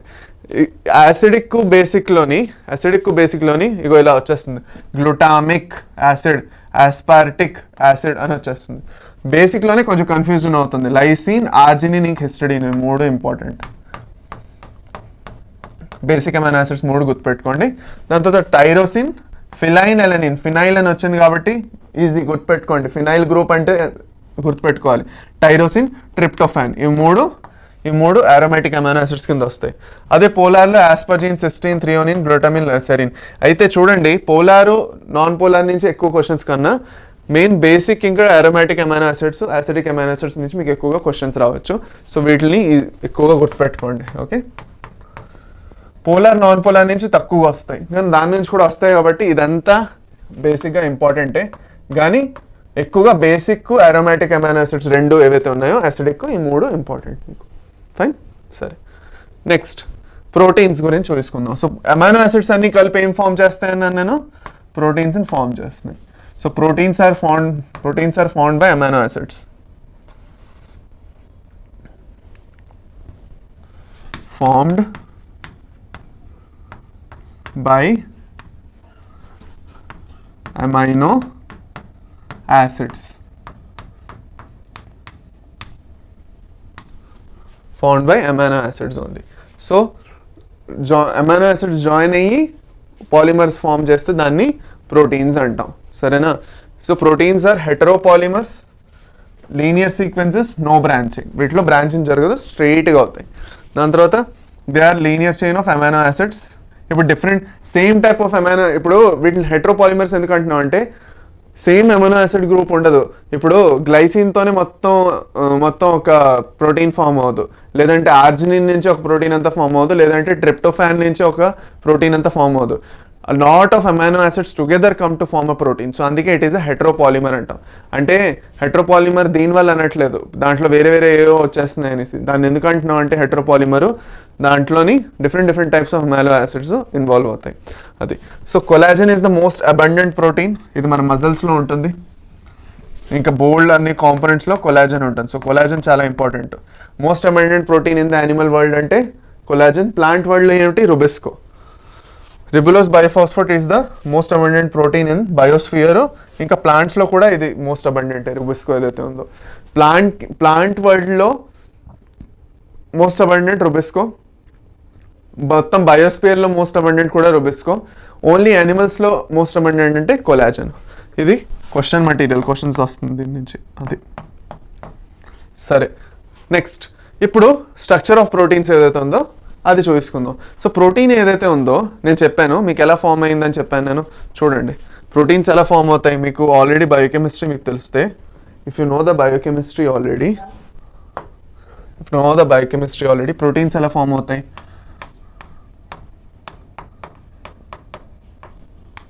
ఫర్ సపోజ్ సీ దిస్, ఇదొక అమైనో యాసిడ్, దీనికి ఆర్ గ్రూప్ ఉంది. ఓకే, అది కాకుండా ఇక్కడేముంటుంది? దీన్ని మనం పెప్టైడ్ బాండ్స్ గురించి మాట్లాడుకుంటున్నాం. పెప్టైడ్ బాండ్ ఎలా ఫామ్ అవుతుంది? 2 అమైనో యాసిడ్స్ మధ్యన ఏదైతే బాండ్ జరుగుతుందో దాన్ని పెప్టైడ్ బాండ్ అంటాం. ఓకే, సో పెప్టైడ్ బాండ్ ఎలా ఫామ్ అవుతుంది చూడండి కేర్ఫుల్గా. ఇక్కడేముంది? COH గ్రూప్ ఉంది, ఇక్కడ ఉంది NH3 గ్రూప్ ఉంది, ఇక్కడ R గ్రూప్. ఇది this is amino acid number 1. ఇంకొక అమైనో యాసిడ్ ఉంది, దానికి ఇక్కడ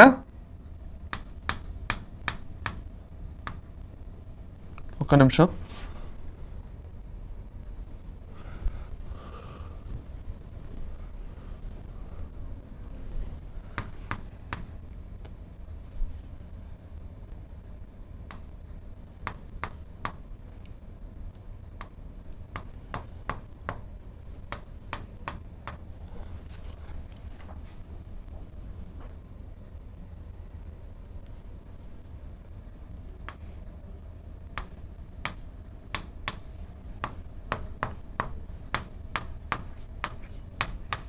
this is amino acid number 2.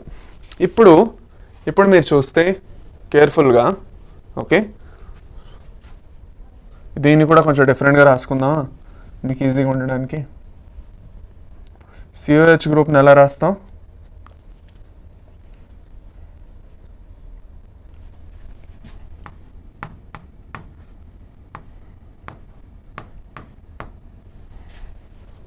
ఇలాగే కదా రాస్తాం సిఓహెచ్ గ్రూప్ని.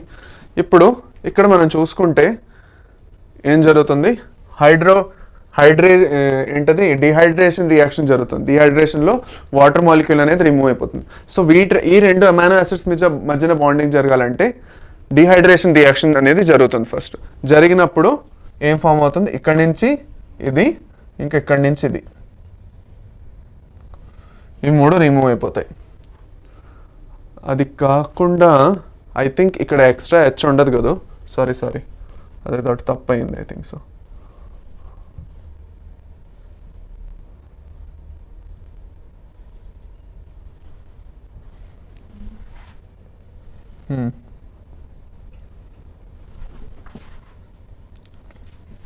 ఎస్, ఇప్పుడు కరెక్ట్ సరిపోయింది.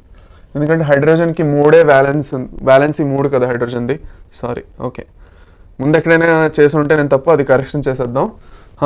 సో ఇక్కడ ఏమైంది? ఇక్కడ ఒక హైడ్రోజన్ మాలిక్యూల్, ఇక్కడ OH మాలిక్యూల్ రిమూవ్ అయిపోవడం వల్ల వాటర్ మాలిక్యూల్ ఎవాపరేట్ అయిపోయి మన దగ్గర CONH బాండ్ అనేది వస్తుంది ఒకటి. ఈ CONH బాండ్ ఏదైతే ఉందో దీన్నే మనం పెప్టైడ్ బాండ్ అంటాం.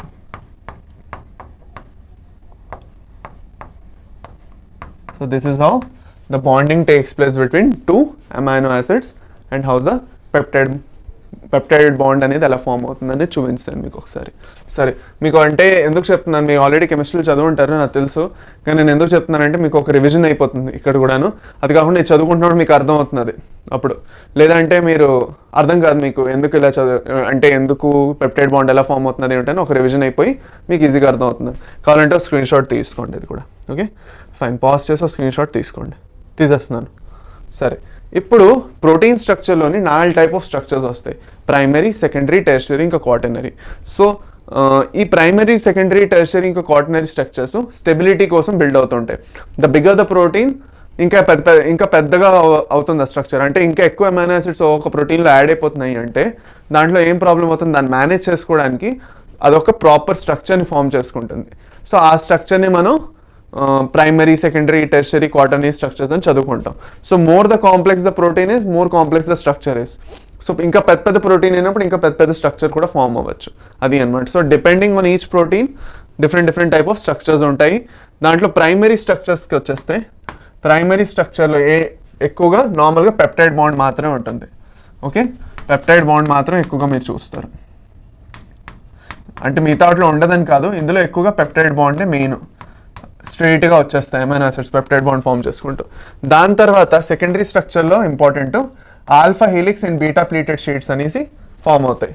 ఫోల్డింగ్ అనేది స్టార్ట్ అయిపోతుంది. Protein folding is important for stability of the protein. So folding అనేది స్టార్ట్ అయినప్పుడు సెకండరీ స్ట్రక్చర్ వచ్చినప్పటికల్లా ఆల్ఫా హెలిక్స్ ఇంకా బీటా ప్లీటెడ్ షీట్స్ చాలా ఇంపార్టెంట్. ఇది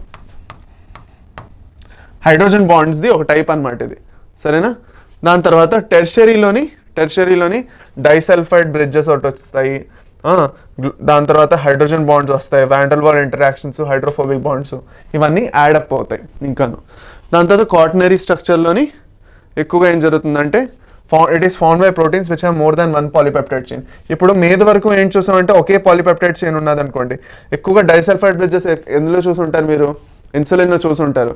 ఇన్సులిన్లో 2 చైన్స్ ఉంటాయి, 2 అమైనో యాసిడ్ చైన్స్ ఉంటాయి, పాలీపెప్టైడ్ చైన్స్. వాటి మధ్యన డైసల్ఫైడ్ బ్రిడ్జెస్ ఫామ్ అవుతాయి స్టెబిలిటీ కోసం. అది టెర్షరీలో ఎగ్జాంపుల్ రాసుకోవచ్చు. క్వాటర్నరీలో హిమోగ్లోబిన్ ఎగ్జాంపుల్ రాసుకోండి. ఇందులో 4 పాలిపెప్టైడ్ చైన్స్ ఉంటాయి, 4 పాలిపెప్టైడ్ చైన్స్ ఉంటాయి. అక్కడ సెంటర్లోని ఐరన్ ఉంటుంది, ఐరన్ మాలిక్యూల్కి ఈ 4 పాలిపెప్టైడ్ చైన్స్ అటాచ్ అయ్యి ఉంటాయి. సరేనా, చాలు, దీనికన్నా ఎక్కువ వద్దు.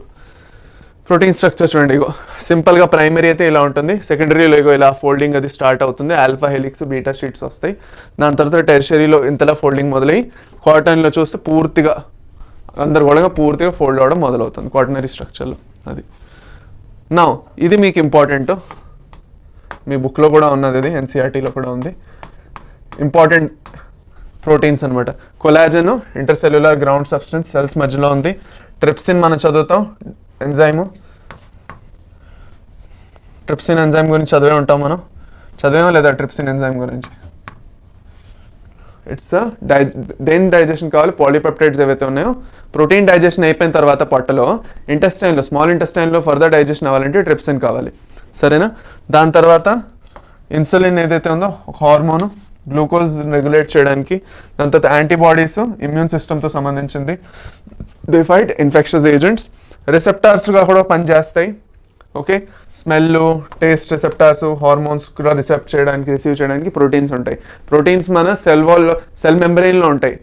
The plasma membrane or the cell membrane consists of proteins which also act as the transport molecules.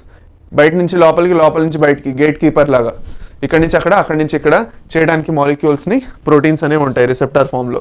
దాని తర్వాత GLUT4 అనేది చాలా ఇంపార్టెంట్, మీకు ఎక్కువ క్వశ్చన్ వచ్చింది. Okay, it enables glucose transports into the cells. ఇదైతే క్వశ్చన్ వచ్చింది యాక్చువల్గా GLUT4 నుంచి.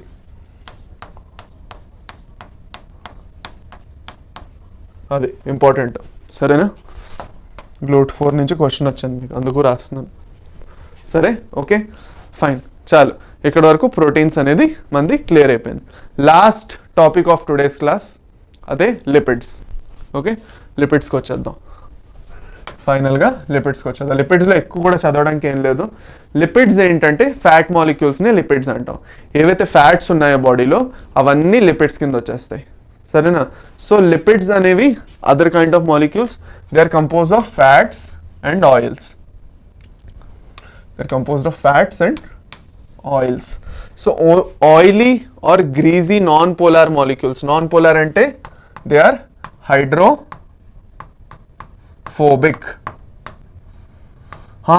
ఇది మీకు ఒక ఇంపార్టెంట్ క్వశ్చన్ చెప్పడం మర్చిపోయింది. ఇప్పుడు నాన్ పోలార్ అమైనో యాసిడ్స్ని హైడ్రోఫోబిక్ అమైనో యాసిడ్స్ కూడా అంటాం. పోలార్ అమైనో యాసిడ్స్ని హైడ్రోఫిలిక్ అమైనో యాసిడ్స్ కూడా అనొచ్చు. అర్థమైందా? గుర్తుపెట్టుకుంటారా? హైడ్రోఫోబిక్ అంటే ఏంటి? నీళ్ళంటే ఇష్టం లేదు, నీళ్ళలో మిక్స్ అవ్వదు. హైడ్రోఫిలిక్ అంటే నీళ్ళంటే ఇష్టం, మిక్స్ అవుతాయి. సరేనా, అది. So heterogeneous group of compounds mainly composed of hydrocarbon chains. Hydrocarbon అంటే అదే కార్బన్, ఆక్సిజన్, హైడ్రోజన్. అది మీరు చదువుకుంటున్నారు, హైడ్రోకార్బన్స్ చదువుకుంటారు, వాటిలో ఇవన్నీ వస్తాయి కదా. అది. దాని తర్వాత క్యారెక్టరైజ్ ద ఐదర్ సాల్యుబిలిటీ. ఇది చాలా ఇంపార్టెంట్, నేను ఇప్పుడే చెప్పాను. నీళ్ళలో సాల్యుబుల్ అవ్వవు, ఓన్లీ ఆర్గానిక్ సాల్వెంట్స్ ఏవైతే ఉంటాయి వాటిలోనే సాల్యుబుల్ అవుతాయి. ఓకే, అది ఎనర్జీ రిచ్, వీటిలో బోల్డ్ ఎనర్జీ ఉంటుంది. ఫర్ సపోజ్ మన బాడీలో కార్బోహైడ్రేట్స్ అయిపోయి, మనం ఫర్ సపోజ్ ఫాస్టింగ్ చేస్తున్నాం, ఇప్పుడు మన బాడీలో కార్బోహైడ్రేట్స్ అన్నీ అయిపోయి, ఇంకా మనం ఫాస్ట్ చేస్తున్నప్పుడు, ఉపవాసం చేస్తున్నప్పుడు, అప్పుడు నెక్స్ట్ మన బాడీ యూటిలైజ్ చేసేది లిపిడ్స్ని. It has a lot of calorific value. వాటిలో క్యాలోరిఫిక్ వాల్యూ ఎక్కువ ఉంటుంది, ఎనర్జీ అనేది ఎక్కువ ఉంటుంది వాటిలో. సో అందుకే కొంచెం ఫ్యాట్స్ తిన్నా మనకు బోల్డ్ క్యాలరీస్ లభిస్తాయి. అందుకే ఫ్యాట్స్ తినడం చాలా అవసరం. మన బాడీలో బోల్డ్ అంత ఫ్యాట్ ఉన్నది, అది అవసరం కూడా. అంతేగాని అవసరం కన్నా ఎక్కువైతేనే మనకు లిపిడ్స్ లేదంటే ఫ్యాట్స్ అనేది మనకు హార్మ్ఫుల్. అంతేగాని మన అవసరం ఉన్నది కూడా మనం మానేసుకొని కూర్చోకూడదు. That is again not good for us. Because మన బాడీకి ఇన్సులేషన్ ప్రొవైడ్ చేసేది ఒక tough pad of tissue provide చేసేది ఫ్యాటే. దాని తర్వాత మన సెల్స్లో ఉన్న సెల్ మెంబ్రెయిన్ అంతా లిపిడ్స్ త్రూగానే ఫామ్ అయ్యింది most of it. So cell మెంబ్రెయిన్లో ఉన్న లిపిడ్స్ అన్నీ కూడా చాలా ఇంపార్టెంట్ మనకి. సో అది కాకుండా మన స్కల్లో కూడా, మన తల ఏదైతే ఉందో స్కల్ లోపల బ్రెయిన్, ఆ బ్రెయిన్ని కూడా ప్రొటెక్ట్ చేసేది మన బ్రెయిన్లో ఉన్న టిష్యూ కూడా it is rich in fat. Okay, so అందుకే మనం ఫ్యాట్ అనేది తినాలి, no doubt about it. Having healthy fats is important. For suppose vegetable oils ఏవైతే ఉన్నాయో ఆ వెజిటబుల్స్ ఆయిల్స్ అన్నీ మనకి హెల్దీ ఫ్యాట్స్ కింద వస్తాయి. ఓకే, డాల్డా లాంటివన్నీ మనం తింటేనే అది న్యాచురల్ కాదు. డాల్డా అనేది మ్యాన్ మేడ్, మనం ప్రాసెస్ చేస్తాం. అందుకు మంచిది కాదు అది. పామ్ ఆయిల్ కూడా అంత హెల్దీ కాదు. Okay, so saturated unsaturated fats అని 2 టైప్స్ ఆఫ్ ఫ్యాట్స్ వస్తాయి. సాచురేటెడ్ ఫ్యాట్స్లో ఏంటి, సింగిల్ బాండ్స్ ఉంటాయి. అన్సాచురేటెడ్ ఫ్యాట్స్లోని డబుల్ బాండ్స్ ఉంటాయి ఎక్కువ కదా. సో మనకి సాచురేటెడ్ ఫ్యాట్స్ ఏవైతే ఉన్నాయో they are not healthy for us, but unsaturated fats are healthy for us. Our body can easily process them. Saturated ఫ్యాట్స్ని ఈజీగా ప్రాసెస్ చేయలేదు మన బాడీ, అది అనమాట. సరే ఫైన్, అది ఇంకొక రోజు పెట్టుకుందాం దాని గురించి డిస్కషన్, చాలేదు. So these are esters of fatty acids and alcohol. So lipids are nothing but made up of fatty acids plus alcohol or glycerol అంటారు కదా. ఆల్కహాల్ లేదంటే గ్లిజరాల్ ఉంటే దాన్ని లిపిడ్స్ అంటారు. గ్లిజరాల్ మాలిక్యూల్ లేదంటే ఆల్కహాల్ మాలిక్యూల్తో పాటు ఫ్యాటీ యాసిడ్స్ ఎప్పుడైతే కంబైన్ అవుతాయో వాటిని మనం లిపిడ్స్ అంటాము.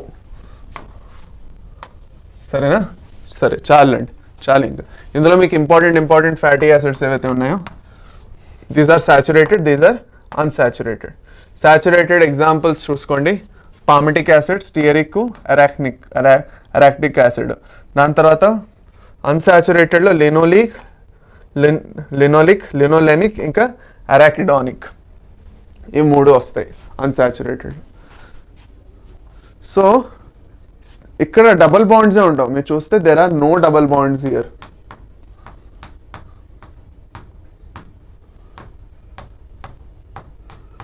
డబుల్ బాండ్స్ అనేవి లేవు సాచురేటెడ్లో.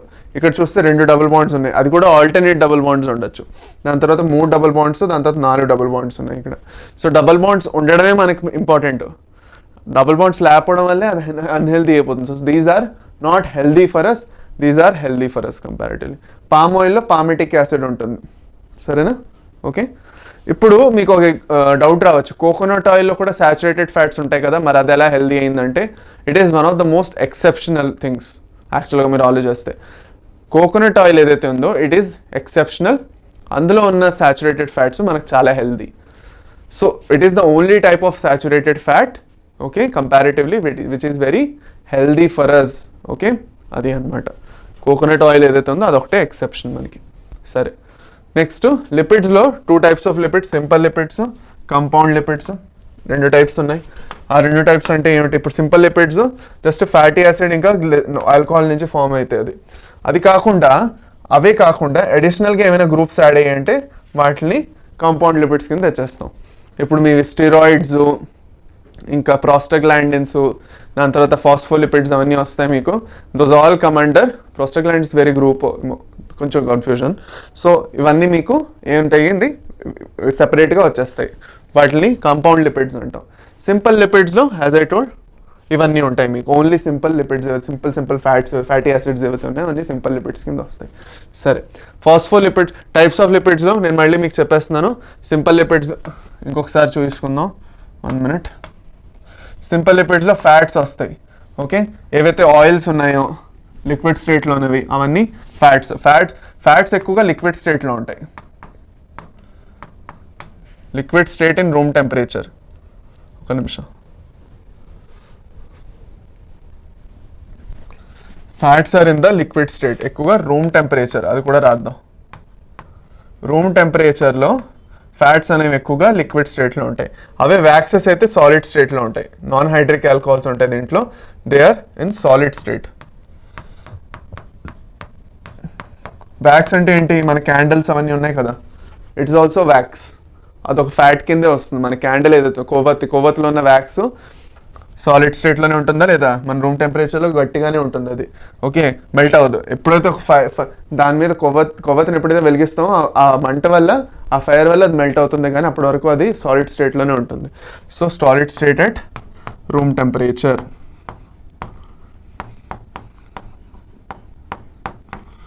సరే ఫైన్. కాంప్లెక్స్ లిపిడ్స్లో phospholipids, glycolipids. Simple phosphate group ఉంటే ఫాస్ఫోలిపిడ్, గ్లూకోజ్ గ్రూప్ లాంటివి ఏమైనా ఉంటే దాన్ని గ్లైకోలిపిడ్స్ అంటాం. గ్లూకోజ్ లైక్ కార్బోహైడ్రేట్స్ అవన్నీ ఉన్నాయంటే గ్లైకోలిపిడ్స్ వస్తుంది. ఫాస్ఫేట్ గ్రూప్ ఉన్నదంటే దాన్ని ఫాస్ఫోరిక్ యాసిడ్ రెసిడ్యూ ఉన్నది వాటిలో. ఫాస్ఫోలిపిడ్స్ ఎక్కువగా మనకి లెసిథిన్ ఏదైతే ఉందో మన సెల్ మెంబ్రెయిన్లో ఉంటుంది, అది కాకుండా మన బ్రెయిన్లో కూడా ఉంది. దాని తర్వాత స్వింగోసీను కార్బోహైడ్రేట్స్ ఉంటే దాన్ని గ్లైకోలిపిడ్స్ అంటాం. సరేనా. ఫాస్ఫోలిపిడ్స్ మెయిన్ చదువుకోవాలి మనం. దాంట్లో అన్నిటికన్నా ఇంపార్టెంట్ లెసిథిన్. ఏది లెసిథిన్, ఇది ఫాస్ఫేట్ గ్రూప్ ఉంటే ఫాస్ఫోరిక్ యాసిడ్ గ్రూప్ ఉండడం వల్ల వాటిని అదేంటది దాన్ని ఫాస్ఫోలిపిడ్స్ అంటాం. ఈ ఫాస్ఫోలిపిడ్స్లో లెసిథిన్ మనకి important. Okay, it is found in the cell మెంబ్రెయిన్లో ఉంటుంది. ఓకే, ఇంకా మిగతా న్యూరల్ టిష్యూస్ చెప్పాను నేను మీకు, బ్రెయిన్లో కూడా ఉంటుంది ప్రొటెక్షన్ కోసం. ప్రొటెక్షన్ ఇంకా కండక్షన్, అక్కడ ఇన్సులేషన్ కూడా ప్రొవైడ్ చేస్తుంది. Protection and insulation.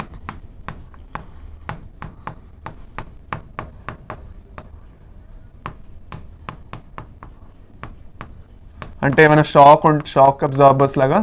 Okay, insulation ఉంటుంది, ప్రొటెక్షన్ కూడా చేస్తుంది. సరే ఫైన్. దీంతో మంది లిపిడ్స్ వరకు క్లియర్ అయిపోయింది. లిపిడ్స్లో నేను ఎక్కువ ఏం చెప్పట్లేదు. లిపిడ్స్లో నేను ఇది మీకు చెప్పాను కదా, చెప్పలేదా? పోతే ఇది చెప్పేస్తాను. సిఓహెచ్ గ్రూప్ కామన్ కదా వీటిలో, కార్బాక్సిలిక్ గ్రూప్ అంటాం. ఇది ఎక్కువగా వీటిలో ఉంటుంది. ఓకే, ఇది ఒకటి యాడ్ చేయలేదు, చేసేసాను. సరే, ఇంకోటి ఎక్కడో చిన్న మిస్టేక్ చేశానని నాకు డౌటు. ఇగో ఇది NH2 వస్తుంది, ఇక్కడ రెండే వస్తాయి. ఇలాంటివన్నీ గుర్తొస్తాయి కనీసం, మంచిది. ఓకే, NH2 గ్రూప్ వస్తుంది ఇక్కడ. అది నేను చెప్దాం అనుకున్నాను, మర్చిపోయాను. సరే ఫైన్. ఓకే, ఇది కాకుండా ఇక్కడ ఒకటి నాన్ పోలార్ని హైడ్రోఫోబిక్ అంటాం. ఎందుకంటే ఒక్క నిమిషం, నాన్ పోలార్ని ఏమంటాం? హైడ్రోఫోబిక్ అంటే వాటికి నీళ్ళు అంటే నచ్చదు, నీళ్ళలో మిక్స్ అవ్వవు అవి. అదే పోలార్ అంటే హైడ్రోఫిలిక్, నీళ్ళలో మిక్స్ అవుతాయి. సరేనా. దీంతో మన క్లాస్ ఇవాళ అయిపోయింది కదా. ఓకే, అది ఫైన్. ఓకే, సో దీంతో ఇవాళ మన క్లాసు డన్, కంప్లీట్ అయిపోయింది. దీంట్లో మీకు ఇంకేం డౌట్స్ ఇంకా లేవు అని నేను అనుకుంటున్నాను. ఇంకా ఏమైనా డౌట్స్ ఉంటే కింద కమెంట్ సెక్షన్లో చెప్పండి. నెక్స్ట్ ఇంకా న్యూక్లిక్ యాసిడ్స్ ఇవన్నీ ఇంకా ఉన్నాయి.